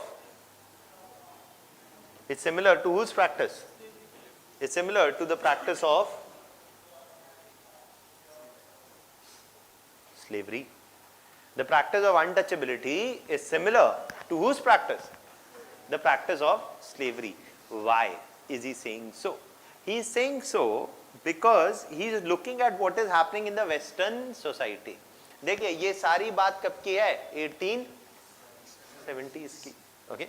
1861 to 1865, there is something that's called the American Civil War. In America, around the issue of abolition of slavery. What he is saying is that what is slavery? Slavery is where the labor of whom? The slaves is exploited by whom? The slave owners. The slaves are not paid any salary. They are made to do work. They are made to do agriculture. Slave से क्या कराया जाता था? Was agriculture, plantation work, etc. They would never own a land. They themselves were a property. They would get no wages. They would only get enough for their own survival, and they would do the labor which will be exploited by the white landowners. So slavery was what? A way of exploiting the labor of the black population. Okay? And the blacks had no political, social rights, etc. also. So he said, जैसी blacks की situation है वहाँ, वैसे ही situation है of the lower castes in India, and primarily of the Dalits also, but also of the lower castes in general. That their labor is either less paid or not paid at all. Okay, and their work is also exploited. Why? Because most of the landless peasants are also coming from where? Lower castes. Either partly some of them were Shudras also, and some of them were Dalits also. So most of the landless laborers, देखिए, the landless peasant is also the one who is coming from the lower castes. So what he is saying is that partly just like in slavery, the labor of the black individual is exploited. Here the labor of the lower caste is exploited.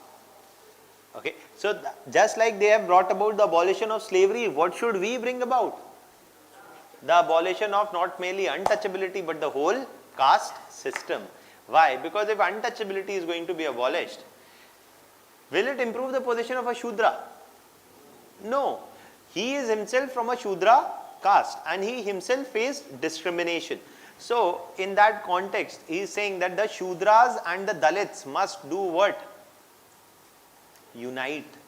The Shudras and the Dalits must unite together and must overthrow the unjust and exploitative caste system.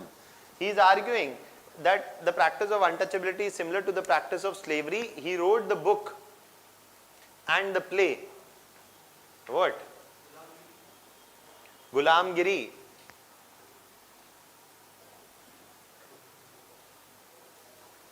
Gulam means what? Slave, right? So he is writing the book and the play Gulamgiri.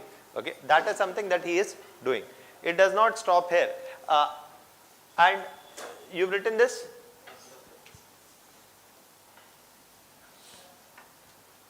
The next thing that Phule is saying is, he argued for a solidarity of the Dalits and Shudras and the establishment of what is called as the Bahujan identity. Bahujan का मतलब क्या हुआ? Majority. Bahujan meaning majority, right? The Bahujan identity, that is what he is talking about. And he supported the Aryan theory of invasion. He supported the Aryan theory of invasion to explain. He supported the Aryan theory of invasion to explain the origin of caste. Abhi, what is this Aryan theory of invasion? I'll just tell you. It is a theory. There is no conclusive proof to establish that this theory is necessarily true or not. It is one of the explanations. Okay. Now, now many a number of people were asking the question that okay, caste system is wrong, etc. But how did it come about? Okay.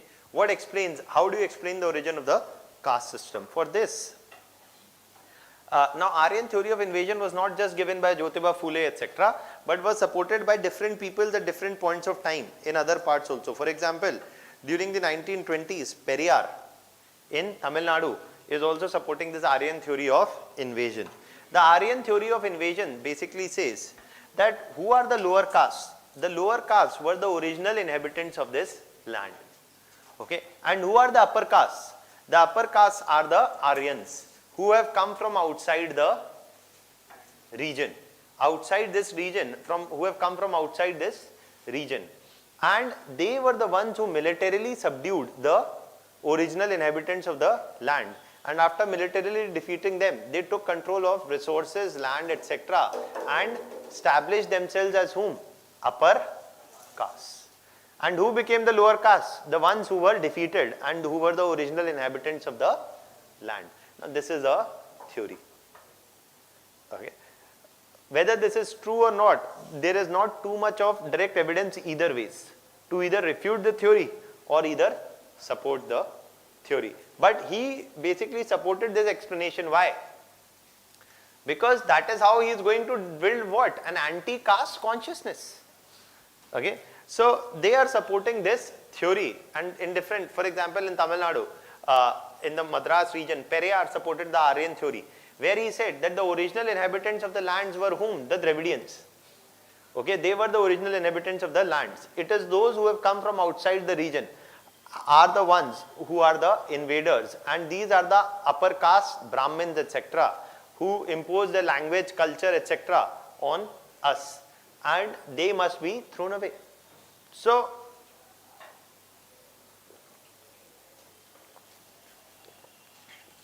the Aryan theory of invasion has time and again been quoted, and he is also supportive of the Aryan theory of invasion.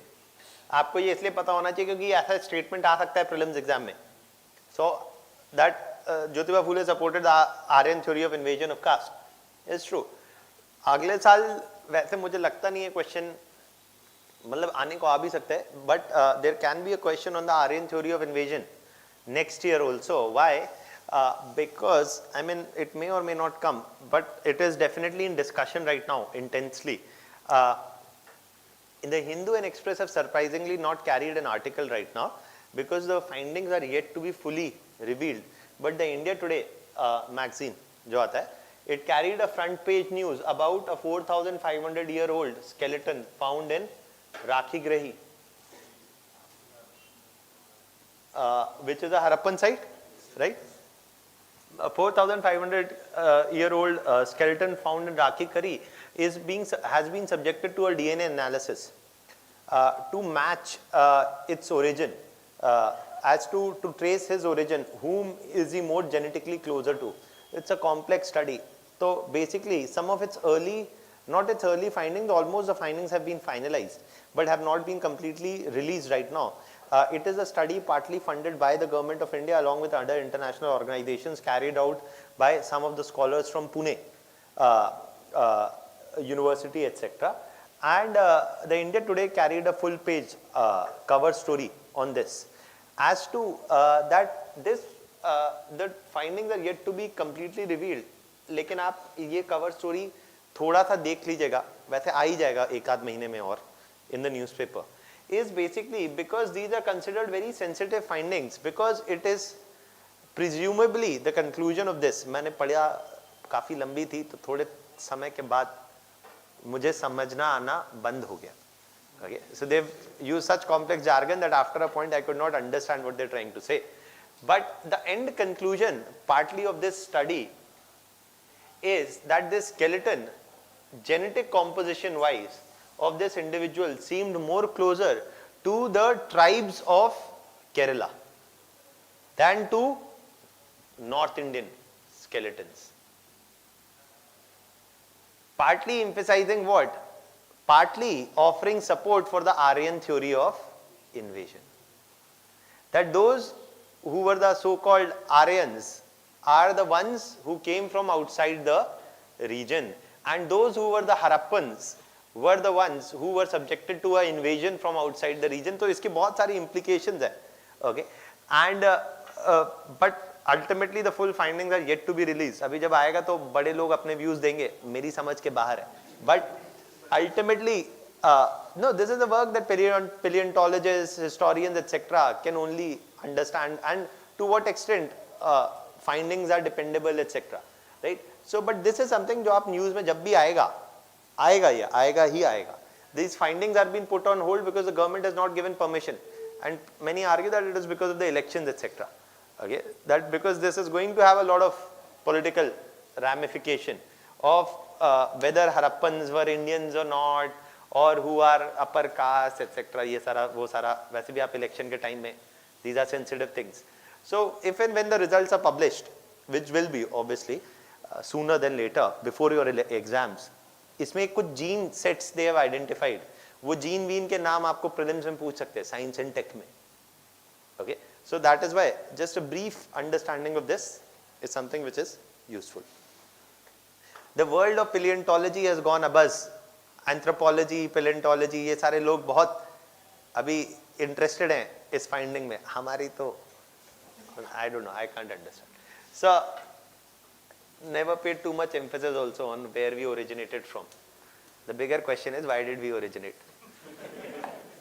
So basically, he supported the Aryan theory of invasion to explain the origin of caste. Now, one of the lifelong associates of Jyotiba Phule was also Savitribai Phule. She was the first woman to establish a school for what? Women education.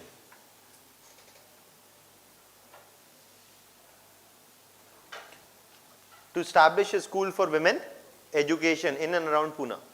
Okay. So again, Jyotiba Phule and Savitribai Phule both are considered as anti-caste reformers who argued for improving the position of the lower caste groups, who supported the Aryan theory of invasion, who argued for the abolition of caste, and who were both the agents as well as the subjects of social change, and aimed to bring more urgency to many a number of matters. They also were an inspiration for a number of other 20th century anti-caste reformers like Ambedkar also. Okay, that is also one thing that you must know. I hope this is clear. Now, whether he is a reformist or a revivalist, now it is partly difficult to say. He is saying that we are the original inhabitants of our land. So he is partly revivalist, one could say, but he is also reformist because he is looking at the West also. है ना? तो that is why हर कोई को जरूरी नहीं है that everybody fits in a box of either a reformist or a revivalist. आपसे कोई, nobody is going to ask you this question that the Jyotiba Phule was a revivalist, true or false. ऐसा statement नहीं आया, है ना? तो ऐसा question मत imagine करिए. So these kind of statements will not come. Rather, statements will come around books they wrote, plays they wrote, issues they picked up, etc. And what were their views. Okay, that is what is there. Next, any doubts on this? Anything you want to ask? Next, we are talking about another great individual. इनके पे आने का पूरा संभावना है. Mains में भी question, सीधा सीधा. Okay, and that is whom? Vivekananda. अभी सबकी बात हुई पर विवेकानंद की नहीं हुई. Okay, prelims और mains, Vivekananda super important. Okay, because अगर अभी नहीं आया विवेकानंद पे तो पता नहीं कभी आएगा. Okay, this is the time when Vivekanand has to appear. हाँ, तो मैं वही विवेकानंद के आने का ये पूरा सही टाइम है. जैसे मॉनसून होता है, मतलब if a question on Vivekanand doesn't come now, Vivekanand himself would be very saddened. This is meant to be a joke. Do not take offense. Okay. So I am pretty sure many a number of people who would have been aware, alive today, they would not have taken offense on jokes being made on them. Okay, India does not have this ability to take jokes.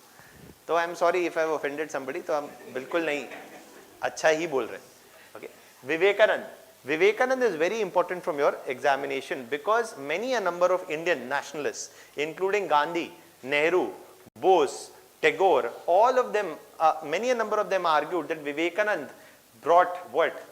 A confidence in Indian nationalism, asserted partly India's own past, and and his ideas and teachings and speeches were instilled a certain sense of self-confidence amongst Indians. So many Indian nationalists themselves argued that they derived a lot of inspiration from the speeches and works of Vivekanand. Okay, so he is not a small figure. He is considered by many as a very influential figure in the late 19th century India. Okay, now Vivekanand, पहले जो आपको prelims के लिए कुछ चीजें, and this also you can write with me. Okay, Vivekanand was a disciple of Ramakrishna.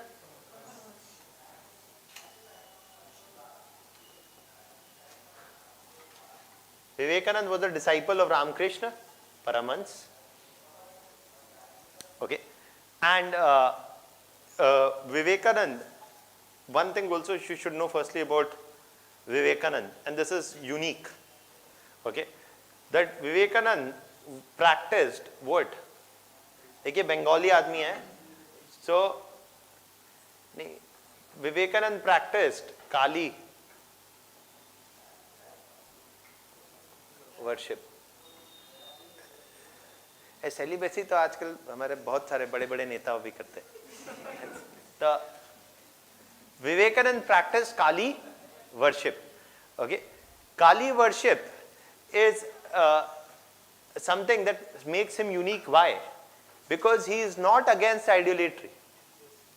He is not saying that worshipping idols is a problem or anything. He is a strong proponent of Kali worship, and he believed in the practice of Kali worship. So in that context, he does not see idolatry as something which is essentially wrong or problematic.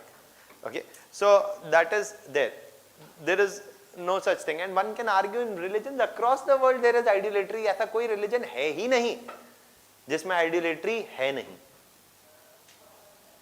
You may say, sir, what you are saying is wrong. If you look at Christianity, her church में there is a cross on which who is crucified?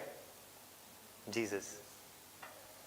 That cross also is a symbol on whom Jesus is also there, which is the imposition of your imagination, or maybe not. अभी कोई offense इस पे भी ले ले.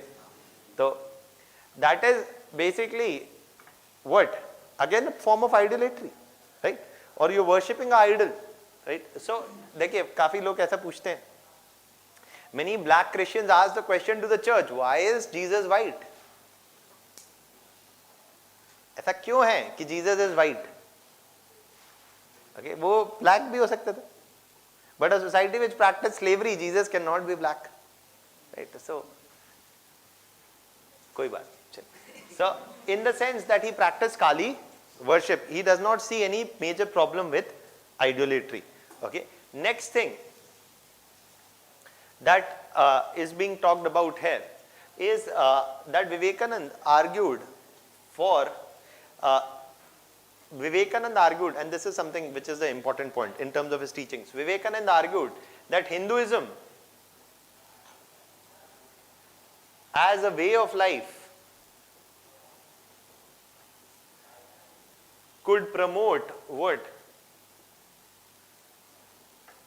Tolerance and acceptance, and thus promote what? World peace.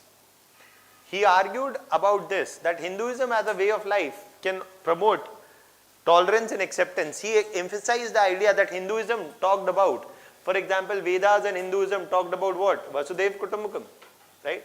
That now we often, when you see in this statement, you may see that there is no such significance of the statement. हाँ ये फालतू की बात है. What he's saying is okay. What's the big deal about what he's saying? Okay, but he is saying this in the Parliament of World Religions.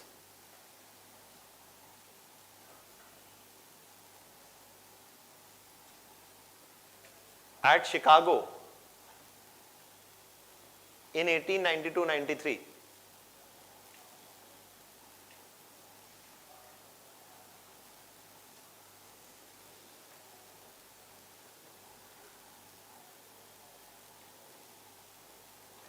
And it is in this speech that he is making this statement. What is the significance of this statement made in this speech at this time is that he was not an invited speaker in the conference. He was an uninvited speaker, because in the Parliament of World Religions, Hinduism was not even invited. Okay, or no Hindu religious leader was also invited, because in terms of major world religions, they had invited Jew leaders, Christianity, Islam, others, but not Hinduism.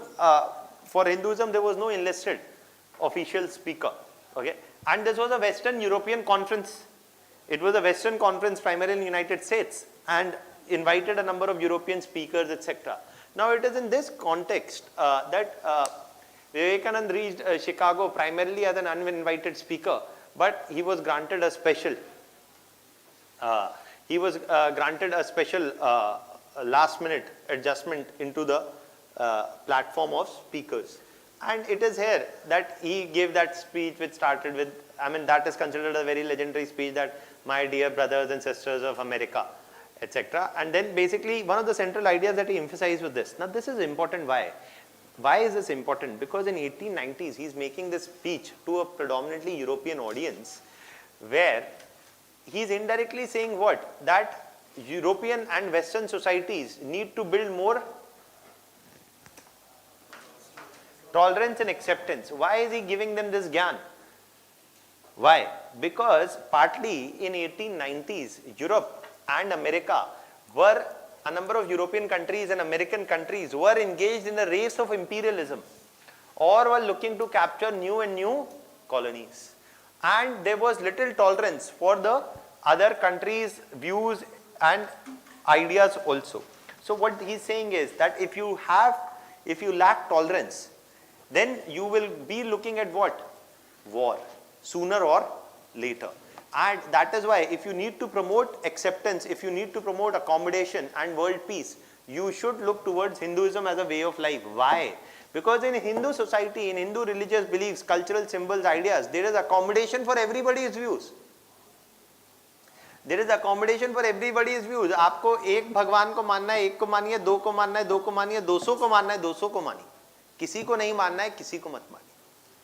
Hinduism as a way of life is very accommodative and it does not impose its set of beliefs on the others. It is something which is organic in nature and is very accommodative. This is something that societies can learn from. Rather than imposing one language, one culture, one religion, one set of beliefs, it is something which is more well encompassing, and this is something that has imbibed, that if imbibed as a way of life, has much to offer to the world. What is he indirectly doing? Indirectly, he rejected the idea that Hinduism was what? Backward and had little to offer to the world. And it is in this way. Where do Hindus live predominantly? In South Asia, in what we know today as modern day India. So in that context, what he is arguing for, that the land of the Hindus, that is predominantly India, also has much to offer to the world. So his ideas also strongly supported the emergence of what? Self-confidence. Where? In Indian, in where? In Indian nationalism.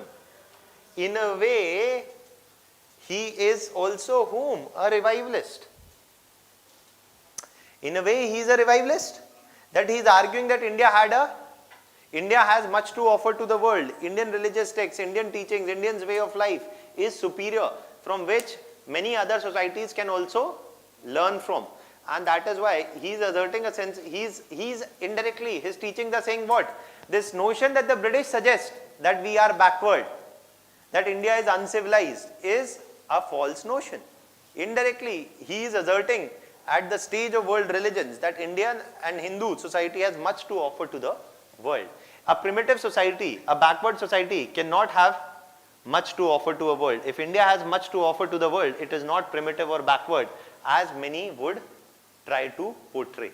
So he is also one of the early nationalists, who is partly cultural nationalist and partly you can say is a revivalist, but he is not a revivalist also. He is not a revivalist also primarily because he is arguing that in terms of, okay, and he is a sensible fellow partly because he has an explanation for something. Dekhiye, revivalists often do not have an explanation for something. If you were great in the past, what happened to greatness? How did greatness decline? Dekhiye, if India was a superior civilization in the past, how come the British ruled India? That means either either the British were superior, Indians were great, but probably British were greater, or Indians were not as great, or Indians were, what explains the decline? Okay, so his explanation is that the decline of Indians has to be blamed not on the British, but on Indians themselves. He is arguing that the social ills of modern day Indian society can be traced to the corrupt practices within the Hindu set of beliefs themselves. Okay, so what he is arguing for is a reform of religion, and he is not simply blaming the British for all backwardness of Indians. Rather, he is saying that Indians society themselves is responsible for many of its social evils that it has to correct. How? On its own. Nobody else can do it for you. Rather, you have to reform the society on your own. So, it is in this context that Vivekananda argued that the social ills of Indian society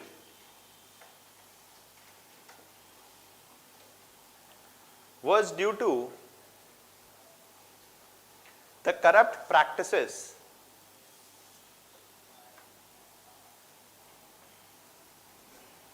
in Hinduism which needed to be what? Done away with.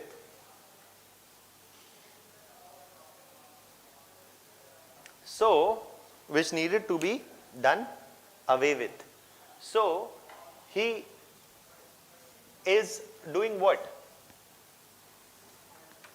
He is also arguing for social reforms. Vivekananda also supported abolition of child marriage,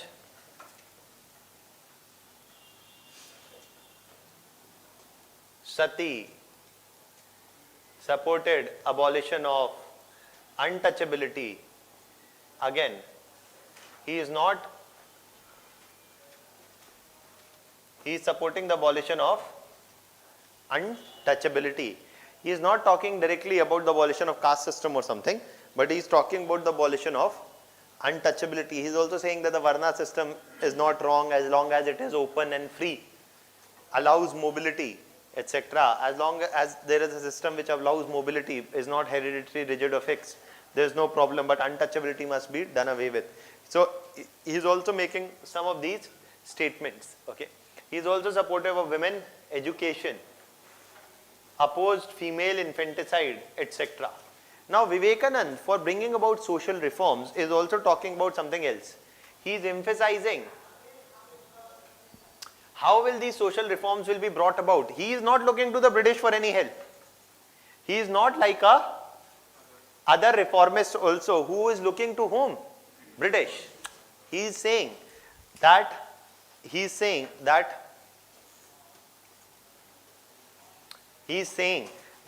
to bring about all these social reforms, a dedicated crop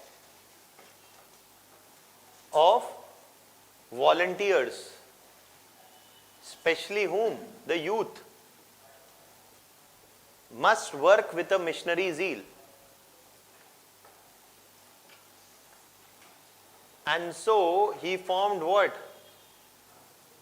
The Ramakrishna missions. And so you have the RK Ashram Marg metro station. He formed the Ramakrishna missions in the name of his guru, that is Ramakrishna Paramhans.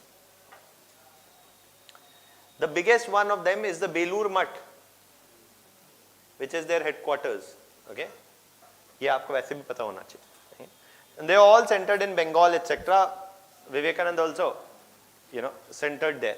Okay. Now, this is something that he is talking about, the role of youth also. But he is not squarely a revivalist also, because he is also saying that who is to be blamed for the mess? Indians themselves. Okay, that is what he is saying. Vivekananda also rejected the domination of the Brahminical upper caste. That is also true. Okay, you can write one more line about Vivekananda, क्योंकि इस पे question आना है कभी ना कभी कि Vivekananda's contribution to Indian nationalism. Vivekananda also rejected the domination of Brahminical upper caste and argued for and rejected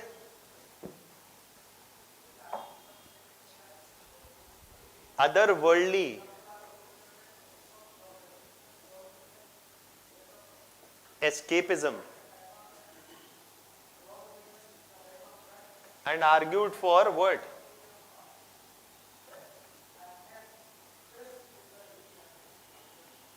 Social change. Now, ये point का क्या मतलब है? Otherworldly escapism. Okay, we'll just come to it in a minute. But thus, in this way, Vivekananda's ideas instilled what? A sense of confidence amongst Indian nationalists. You see, so one of the conclusions that we can say for Vivekanand is that he is instilling what? What is its significance? That he is instilling he instilled a sense of self-confidence amongst Indian nationalists, and this is many Indians nationalists later quoted that they were deeply inspired by were deeply inspired by Vivekanand's ideas. Like Gandhi, like Nehru, all of them often quoted that Ambedkar was an inspiration for them. Secondly, he rejected what? The assertions of British supremacy.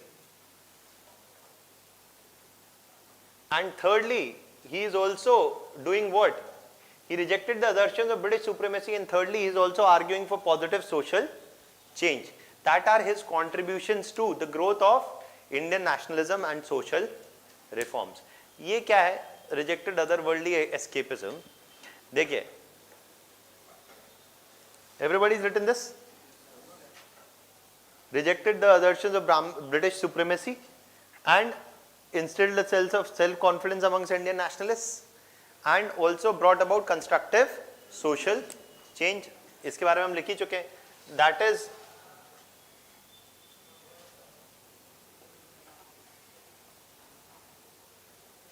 all the contribution of Vivekanand. ठीक है? Now Vivekanand, now one thing that I've written here, rejected otherworldly escapism and rejected the domination of the Brahminical upper caste. He says one thing very important, okay, that many who love Vivekanand will stop loving him if they are told of what he said about the Brahmins. He said, ये Brahmins का क्या problem है? That they believe in what? Otherworldly. Firstly, they believe that they are some way superior to others, which he says there is no reason to believe. Secondly, they propagate the myth that whatever is happening in this world, ये सब तो transitory phenomena. What should you focus upon? Afterlife. Get rid of this body. The body is nothing but a passing by. He emphasized, Vivekananda himself emphasized spirituality. And he emphasized spirituality, but at the same point of time, he urged that the emphasis on spirituality does not mean that one needs to close their eyes to injustices around them. So he emphasized spirituality also, but he also emphasized the need to bring about social reforms as well. He said that one's quest for moksha should not mean that they ignore social injustices around them. Okay, and that is why he rejected the Brahminical domination, which mainly argued कि ये इस दुनिया में जो भी हो रहा है कोई बात नहीं, जो भी अच्छी चीज होनी है वो तो is going to happen where? In the afterlife. Do not be very concerned about what is happening around you. मच्छर है तो है, डेंगू है तो है, कोई बात नहीं. Ultimately, what you should focus upon is salvation, and salvation will come when you will tyago the body. When you will do away with material associations with this world. But he is saying that this should not come in the way of social reforms, and so he rejected the otherworldly escapism. कि इस दुनिया में कुछ नहीं रखा, other world जाना है आपने, right? So that is why Babas today also tell you that ये मत करो, वो मत करो, ये टेंशन मत लो, वो मत लो. बाबाओं के पास अपार संपत्ति है. They are anyways preparing themselves to launch them to the other world. Right? So that is there. Now, so this is something that Vivekananda is arguing, and this is the significance of Vivekananda. This broadly completes one last organization left, और उसके बाद, and that is Theosophical Society. Okay. Now Vivekananda is also not squarely a revivalist, nor he is squarely a reformist. He is probably somewhere in the middle. एक और interesting चीज बता देता हूँ. Vivekananda also emphasized the importance of physical strength, and he argued that one cannot attain moksha and spiritual clarity without even physical strength. In the sense that he argued that you cannot understand the true meaning of the Gita without playing football. Okay, तो वैसे ही बंगाली आदमी है तो football से तो प्रेम हो गई. So that is what he is saying. But also Vivekanand said, so Vivekanand was also pointedly asked the question during the 1890s. तब तो season था cow protection का. So Vivekanand was asked that what are your views on beef? Vivekanand said, and it is documented in his writings and speeches. Vivekanand said, and it is documented in his writings and speeches, that he said that there is no problem with beef. He said there is no problem with beef. It is a good and a cheap source of protein, and that will help to build physical strength. And physical strength is anyways required for, spiritual clarity, etc. And that is why he himself he saw no problem with eating beef. तो अभी आज कई लोग जो विवेकानंद के को हर सांस में याद करते हैं, वो भुला देंगे. If Vivekanand views on beef eating, and then you can go and Google online, very easily available. Now, perhaps Vivekanand would be asked the question, are you a Hindu enough? Right. But that is another matter. Now the last thing that we are talking about today is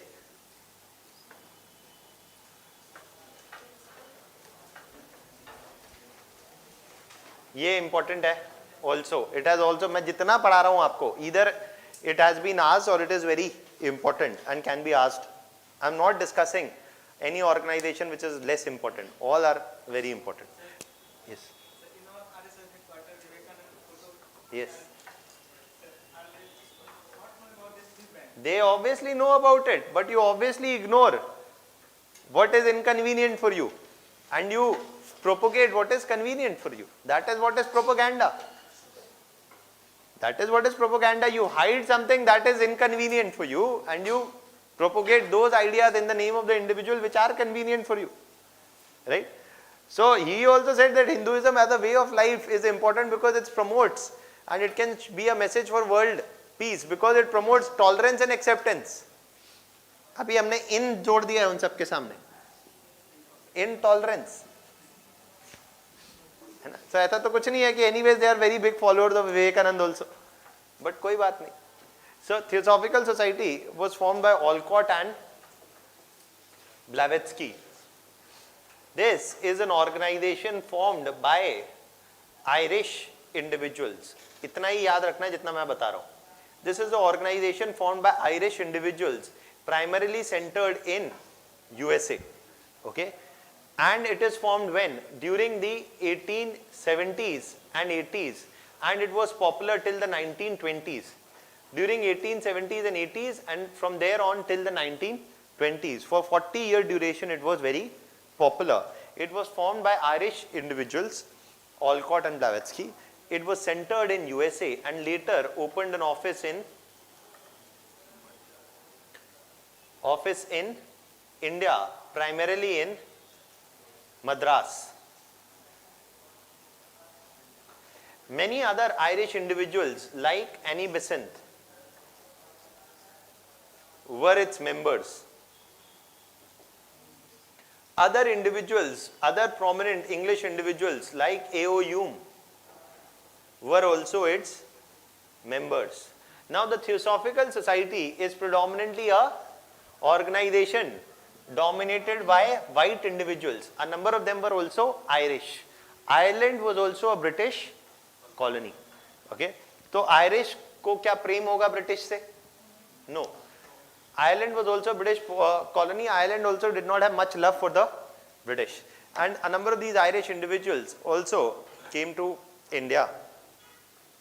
And the Theosophical Society made two very important statements, or made two very important contributions. Firstly, they asserted that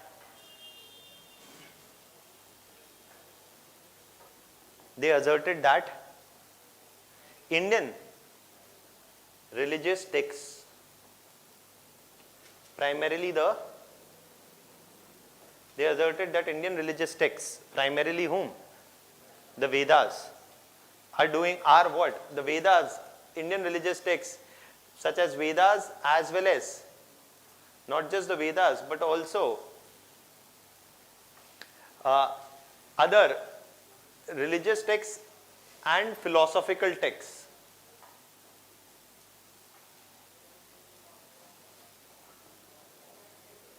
And philosophical texts. Indian religious texts as well as philosophical texts. Primarily the wisdom of Himalayan sages.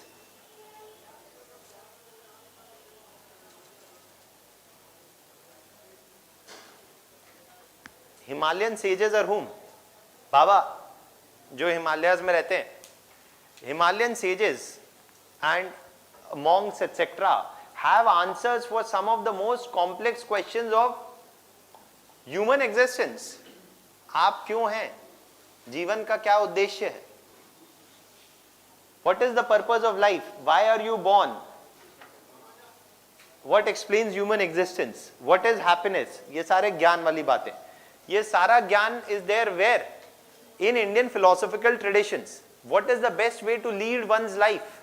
All these kind of questions are answers for some of the most complex questions of human existence can be found amongst Indian philosophical texts, Indian religious texts also, primarily, and also amongst the monks who live in the Himalayas.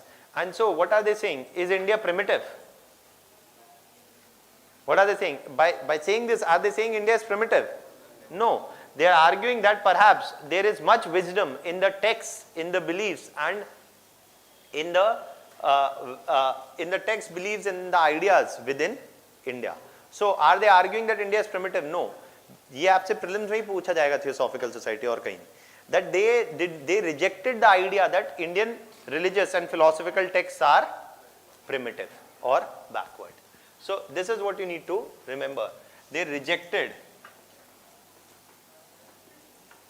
the idea that Indian religious texts or beliefs are what? They rejected the idea that Indian religious texts or beliefs are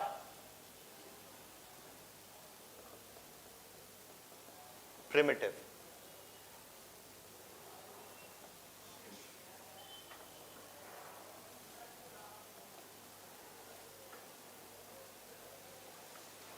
So they rejected this idea. The second thing is, and another thing what is unique is, एक तो ये सिर्फ ये नहीं कह रहे हैं कि इंडियन, ये तो बहुत लोग कह रहे थे, विवेकानंद भी कह रहे थे, but ये कौन है? गोरे. They are white individuals who are saying, Vivekanand is an Indian, he is saying Indians are great, तो उसमें क्या बात है? But they are white individuals who are coming to India and then saying कि अरे ये तो great है. So this is what? This is indirectly challenging whose ideas? British ideas. That the white man's burden. So many a number of their statements are actually challenging the whole narrative of the white man's burden. That is something that often the British were very keen to propagate. And the second thing that they are doing, is they supported what? They supported social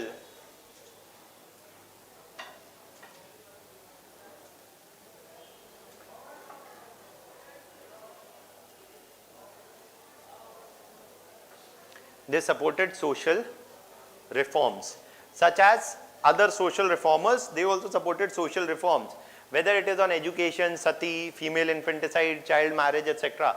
They also supported social reforms. What is unique about them, that most of them were Irish, of Irish origin, and Irish Indians later, or some of the prominent members included AOU, Mani Besant, etc.